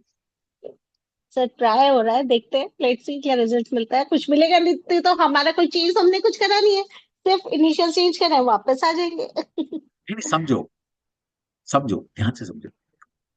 आपकी वाइब्रेशन नाम की शिप्रा अग्रवाल, मतलब एक सिंगल एस से एक वाइब्रेशन एक जी। नंबर पे आ रहा, वो भी नंबर था। या। जी। अब आपने उस नंबर को छोड़ दिया, अब आपने दूसरा हम्म नंबर लिया, है ना? तो हम्म पहली बात तो किसी को छोड़ा भी तो सही आपने, किसी को छोड़कर दूसरे को पाना, हम्म। कोई अकलमंदी नहीं। अगर ऐसा भी तो कर सकते थे, कुछ छोड़ना ना पड़े और किसी को पालो। जी जी ऐसा भी सर। हो सकता था। हाँ जी। चलिए कोई बात नहीं, बताइए क्या पूछना है आपने प्लीज। सर जैसे आपने बताया अभी कि आप मंदिर किसी भी डायरेक्शन में रख सकते हो, तो मैं उसके लिए थोड़ा सा समझना चाह रही थी कि आपने ये किस पॉइंट पे लिया है, हाँ और मतलब। हाँ जी। बताया बताया, तो आपने व्हाट्सएप मतलब अभी चैट बॉक्स में लिखा था ये मैसेज में, हाँ इसलिए जी मैंने आपको नोट किया। जी जी जी। अब समझिए, जिस आराध्या की, जिस डिवाइन की, जिस ईश्वर की, जिस परमात्मा की, जिस एंजल की, जिसको भी आप मानते हैं, जी। जिसकी हम पूजा करते हैं, आराधना करते हैं, अपना आराध्या मानते हैं, जिसमें हमारा बिलीफ सिस्टम है, वो क्या दिशा और दशा में बंधे हुए हैं क्या? नेवर, उनके कभी भी ऊपर नहीं। ये वो उनके ऊपर ये रूल लागू होंगे कि भगवान श्री कृष्ण ईस्ट में अच्छा रिजल्ट देंगे, वेस्ट में नहीं कहेंगे? वेस्ट में बोला तूने मुझे वेस्ट में उठा लिया, मैं तेरी बात नहीं सुनने वाला भाई अब। नहीं सर, एक टेम्पल हमारा स्थान वो होता है जहाँ पे बैठ के हम मेडिटेशन करते हैं, ध्यान लगाते हैं, थोड़ा सा ईश्वर के प्रति अपनी आस्था जाहिर करते हैं। ठीक है। तो उसके पॉइंट ऑफ व्यू से ईश्वर हम कहीं भी रख सकते हैं। आपकी बात बिल्कुल सही है, ईश्वर के लिए कोई प्लेस बंदा नहीं है, ईश्वर सब सर्वस्व है, सब जगह है, उन्हें तो हम रोक ही नहीं सकते। ठीक है। लेकिन हम टेम्पल जैसे एक जगह में बैठ के हम अपनी कंसंट्रेशन लगा पाए, एक पॉइंट हम ऐसा लेके चलते हैं घर में। तो वो बात क्या भ्रमित कर रहे हैं आपको कि आपने मंदिर गलत बना लिया, आपने घर में पूजा घर गलत बना लिया, आप भगवान श्राप देंगे, भगवान आपको कष्ट देगा? नहीं, वो समझो तो मैं क्या पॉसिबल है नहीं। मैं जी। क्या समझाना चाह रहा हूँ जी। कि अगर भगवान को आपने गलत जगह प्लेस कर दिया, गलत अक्षर में बैठा दिया, तो भगवान रुष्ट हो गए आपसे। समझो मैं क्या कहना चाह रहा हूँ। हम्म। वो तो बात ही नहीं और कर रहा कि हम कहाँ प्रेयर कर रहे हैं, किस जोन में प्रे कर रहे हैं, उस जोन में हमें वो चीज मिलेगी या नहीं मिलेगी, वो तो बात की बात है। हम्म। वो लोग कह रहे हैं कि आपने मंदिर पूजा घर या भगवान को गलत जगह प्लेस कर रखा, भगवान रुष्ट हो गए हैं आपसे, भगवान आपको कर्ज कर रहे हैं, भगवान आपको दुख दे रहे हैं, वो ये बोल रहे हैं। जी। नहीं, तो वो ऐसा बात बिल्कुल सही है, आजकल भ्रम में बहुत लोग कर रहे हैं और भ्रम में बहुत लोग आ भी रहे हैं। लेकिन आ रहे हैं जो सही, बिल्कुल। हाँ, सही भाई पढ़ के कलयुग है ना, सही कलयुग है, तरीके से। कलयुग है, जी। कलयुग है, राहु का बोलबाला रहेगा इस टाइम। डेफिनेटली। बुरी बुरी चीजें ज्यादा बिकेंगी, बुरी चीजों में आप ट्रैप होंगे, बुरी चीजों हम्म। की तरफ आप जल्दी अट्रैक्ट होंगे। बिल्कुल। लेकिन हमारे ना तो पेरेंट्स ने ऐसे संस्कार दिए, ना गुरु ने ऐसे संस्कार दिए। जी। हम भूखे मर जाएंगे लेकिन गलत नहीं पढ़ाएंगे, गलत बिल्कुल बिल्कुल मिसगाइड सही। नहीं करेंगे। ठीक है ना? हाँ। भगवान ने इतनी जी। ब्लेसिंग दे रखी है, ऐसे परिवार में जन्म हुआ है कि मैं कुछ भी ना करूं तब भी मेरी फैमिली, मतलब दो पैसे कहीं ना कहीं से आते बिल्कुल सर। रहेंगे। इतनी प्रॉपर्टी भगवान बिल्कुल, की एंसेस्ट्रल वो प्रॉपर्टी। चलता रहता है, जब भगवान ने ठीक। जीवन दिया तो हाँ। उसका वो भी दिया है आभार। ठीक सर, है, और एक मेरी चीज और वाइफ अभी गवर्नमेंट आपने जॉब में बोला। है, मेरी वाइफ हाँ जी। गवर्नमेंट जॉब में है, तो वैसे कोई दिक्कत नहीं है मुझे, तो है ना, रोटी तो मिलती रहेगी। ठीक है। तो मैं क्यों गलत करूं किसी के लिए? और भगवान ने इतनी क्षमता दे रखी है, इतना गुरु का आशीर्वाद है कि रेगिस्तान में भी खड़ा कर लोगे, दो पैसे मैं वहां से भी कमा लूंगा ऑनलाइन। जी। अभी सर तो क्यों? आपने एक और पॉइंट बोला था कि मंदिर में जैसे लाल कपड़े के लिए मना करते हैं, तो हाँ, सब वो भी थोड़ा सा एक्सप्लेन करें। मैंने इसलिए क्वेश्चन करा है कि आपके दो पॉइंट निकले और रीजन नहीं क्लियर हुआ, इसलिए मैंने बोला आपसे। रीजन तो मैडम बहुत सारे हो सकते हैं। ठीक है, पहली बात तो जी। ये बताओ कि ये बात मैंने जो बोला आपको सच लगी या झूठ लगी, फिर मैं उसके बाद बताऊंगा। नहीं, मेरे को तो सही लगता है, क्योंकि रेड कलर वैसे भी मंगल को रिप्रेजेंट करता है और अरे मांगलिक मंगल कार्य है छोड़ो तो पूजा भाई, में। मंगल छोड़ो। जी। आप कोई भी रिचुअल करते हैं, कोई भी रिचुअल ले हाँ लो, जी। जी। बिना फायर के होता है क्या? नहीं होता। हिंदू संस्कृति, आप भी हिंदू हैं, जी। हिंदू समाज में कोई भी रिचुअल करेंगे बिना अग्नि की प्रेजेंस के होता है क्या? जी, नेवर, कभी भी नहीं होता सर। और अग्नि का कलर क्या है? रेड। समझ में आ गई बात? जी। अब ऐसा बेवकूफ इंसान कोई वास्तु वाला बोले, थप्पड़ मारने का मन करेगा नहीं करेगा? जी। लॉजिक समझो, लॉजिक। जी। हाँ, मैं भी यही समझना चाह अब रही थी माँ सर, सिर्फ माँ इसलिए। जी। माँ को श्रृंगार करते हैं हम, वो भी जी। माता लिखती है, तो उनको हाँ कौन सी जी। चुनरी चढ़ाते हैं, उनका पहनावा क्या रहता है माँ का? लाल ही होता है माता का श्रृंगार। जी। हनुमान जी जो परम भक्त है, उनका क्या है? वो भी रेड सिंदूर या ऑरेंज जी। या रेड, रेड ऑरेंज। फैमिली की तरफ से, रेड या फैमिली है। डेफिनेटली। हाँ जी, रेड फैमिली। हम टीका लगाते हैं, रोली मोली, रोली मैंने बांधा है ना, जी। रोली लगाते हैं माथे पे, कौन सी लगाते हैं? रेड होता है सर, ये सभी रेड होता है, वो सभी शुभ कार्यों में रेड कलर लिया जाता है। छोड़ देते हैं, फिर उनकी बात सुन के छोड़ देते हैं, फिर और क्या? हाँ हाँ जी। जी सर। सच्ची में थप्पड़ मारने का मन करता है। मैं पूछूंगा किस लिए मिल गया ये इंसान कि बेटा कौन से क्लासिकल गलत में पढ़ा है तुमने, ये बता दे। बिल्कुल सही बात है। आप ऐसा सुन के आप समझेंगे, जिस जिस दिन उसने ये बात, बंदे ने ये बात बोली है, क्योंकि वो, हम तो छोटे आदमी है, वो बड़ा पॉपुलर है, बड़ा एडवर्ट खर्च करता है। तो मेरे जो स्टूडेंट जो मेरे को फॉलो करते हैं, मेरी भी 30-35 हजार की फॉलोइंग है, 1000 की। कॉल पे कॉल आ रही, सर हमने तो आसन रेड बना रखा है, हमने माता की चुनरी रेड करके, सर क्या करें, दीपक जलाते हैं सर। सोचो मैंने कितने लोगों को एंटरटेन किया हुआ, मतलब लोग डर डर गए, लोग बच्चे, सोचो। हाँ, बिल्कुल बिल्कुल बिल्कुल। मैं किस किस को समझाऊं, ये बताओ। चलो जो मुझे कनेक्ट आ गए, मैंने बता दिया उनको, मिसगाइड होने से बचा लिया, लेकिन हजारों लोग, करोड़ों लोग ऐसे भी तो होंगे जो उनके फॉलोअर होंगे, जो मेरे से कनेक्ट नहीं है। उनको सोचो उन्होंने क्या किया होगा। और आजकल तो वैसे भी सर सोशल मीडिया से ही लोग बाग ज्यादा सुनते हैं और सुनते भी उन्हीं की हैं, मानती भी उन्हीं की हैं। ठीक है, तभी तो मैंने राहुल का बोल पाला है, राहुल का जी। ऊंट फरेब जितना बेच सकते हैं बेच लो। आज की उन्हें बहुत आसानी से बिक जाएगा, अच्छी बातें नहीं बिकेंगी। हम्म। सही ठीक बात है। है जी। और ये जितने बच्चे हैं ना, ये सब बच्चे हैं, जितने भी हम्म। आप ये रील पॉडकास्ट पर देख रहे हैं ना, वो एक महिला आती है, मतलब क्या बोलूं, महिला है, क्या बोलती, शराब पियो आपका शुक्र अच्छा होगा। बताओ, ये तो अब इससे घोर कलयुग क्या आ सकता है। और मैं बोलूं शराब नहीं पियो भाई, अच्छी चीज नहीं है ना, अच्छी चीज नहीं है भाई, अपने धर्म से मत भटको, तो मेरे व्यूज आते हैं 100। वो कहती शराब पियो, उसके व्यूज होते हैं 1 लाख। अब बताओ। क्योंकि वो लीक से हट के बात कर रही है ना सर, मतलब जो यार, पब्लिक ये तो सुनना अक्ल चाहती है। आप में भी होगी, शराब पीना अच्छी बात है बुरी बात है, मतलब चलो अब छोड़ दो, कोई शास्त्र छोड़ दो, धर्म छोड़ दो, कुछ भी छोड़ दो, शराब पीना अच्छी बात है बुरी बात है। ये तो जनरल जना भी बता देगा कि अच्छा होता है या बुरा होता है। चलो 10% लोगों के लिए अच्छी बात हो सकती है, जो संपन्न लोग हैं, वेल टू डू हैं, अच्छी बात है, अब चलो कोई पी खा रहे हैं, अच्छी बात है, लेकिन हमारे देश में इतनी गरीबी है ना, लोग उनको सुनकर अगर पीनी शुरू कर दें, सोचो, वो कहते हैं शुक्र अच्छा हो जाएगा, प्रॉस्पेरिटी, पैसा आ और जाएगा, पैसा सोचो। आएगा, सही बात है, वो तो यही सोचो सोचेंगे। आप, सोचो। यहाँ बिल्कुल। 80% लोग गरीबी अवस्था में है हमारे हिंदुस्तान। जी। और सोशल मीडिया का जमाना है, सोचो आप। Yes sir. तो अब बहनों को क्या बोलूं उसको मैं। ऐसी रील्स ना बाइकआउट होनी चाहिए बेसिकली मैं तो, वही तो कह रहा हूँ, लेकिन मैं बोलता हूँ शराब नहीं पियो तो मेरे 100 लाइक आते हैं, वो कहती हम्म, शराब पियो उसके 1 लाख लाइक आते हैं। बताओ। बस यही बात है, पब्लिक जो हाँ, सुनना चाहती है वो शराब सुनती पियो है। शुक्र अच्छा हो जाएगा। वाह, क्या बात है, ये भगवान, अब इसके आप इसे घोर जियोगे कलयुग क्या कितने आ दिन, सकता है। आप जियोगे कितने दिन उसके बाद उसकी कोई गारंटी नहीं है। ठीक है, चलिए कोई बात नहीं। ठीक है सर, ओके, धन्यवाद। चलिए जी, कल मिलते हैं फिर। मनीष दुबे जी, लाड़ी जी, नीलम जी, राकेश जी, कल करते हैं, आपके जिसने भी हैंड रेस किया। जब जुड़े हैं, अभी 5 दिन जुड़े हैं, चिंता नहीं कीजिएगा, ठीक है। तो भाई कलयुग आ गया है, सोच समझ के।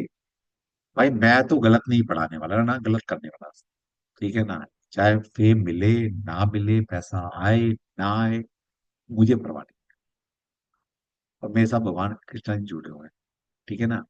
मेरा बेटा इंजीनियर बन गया, मुझे नहीं पता कैसे बन गया। मेरी बेटी मेडिकल कर रही है, जिसकी 30 लाख रुपए साल की फीस जाती है, कहाँ से आती है मुझे भी नहीं पता।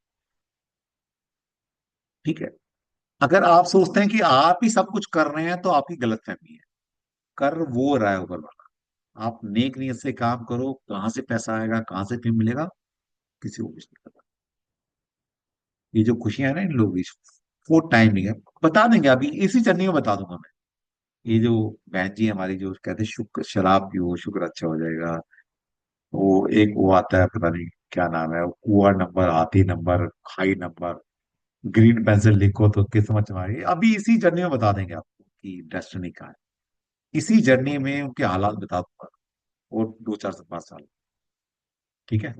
चलिए, चॉइस आपकी है। वहां खड़े होना है तो बहुत जल्दी आप अमीर बन जाओगे, प्रधानमंत्री मुकेश अंबानी बन जाओगे। मेरे यहाँ खड़े हो गए तो भाई काम करना पड़ेगा, मेहनत करनी पड़ेगी, ईमानदारी से काम करना पड़ेगा। हम भगवान श्री कृष्ण आपको पूछ देंगे। चॉइस आपकी है, आपने किस तरफ खड़े हो। ठीक है। चलिए, कल कुछ और एक्स्ट्रा वास्तु में आगे बढ़ाएंगे। तब तक के लिए सबको जय श्री कृष्ण, एंजॉय कीजिए। जय श्री कृष्णा सभी को। जय श्री कृष्ण सर। जय श्री कृष्ण सर। जय जय श्री श्री कृष्णा कृष्ण। जी, जय श्री कृष्णा, जय श्री जय श्री कृष्णा जय सर। जय जय श्री श्री कृष्ण कृष्णा, जय श्री कृष्ण, जय श्री जय श्री कृष्ण।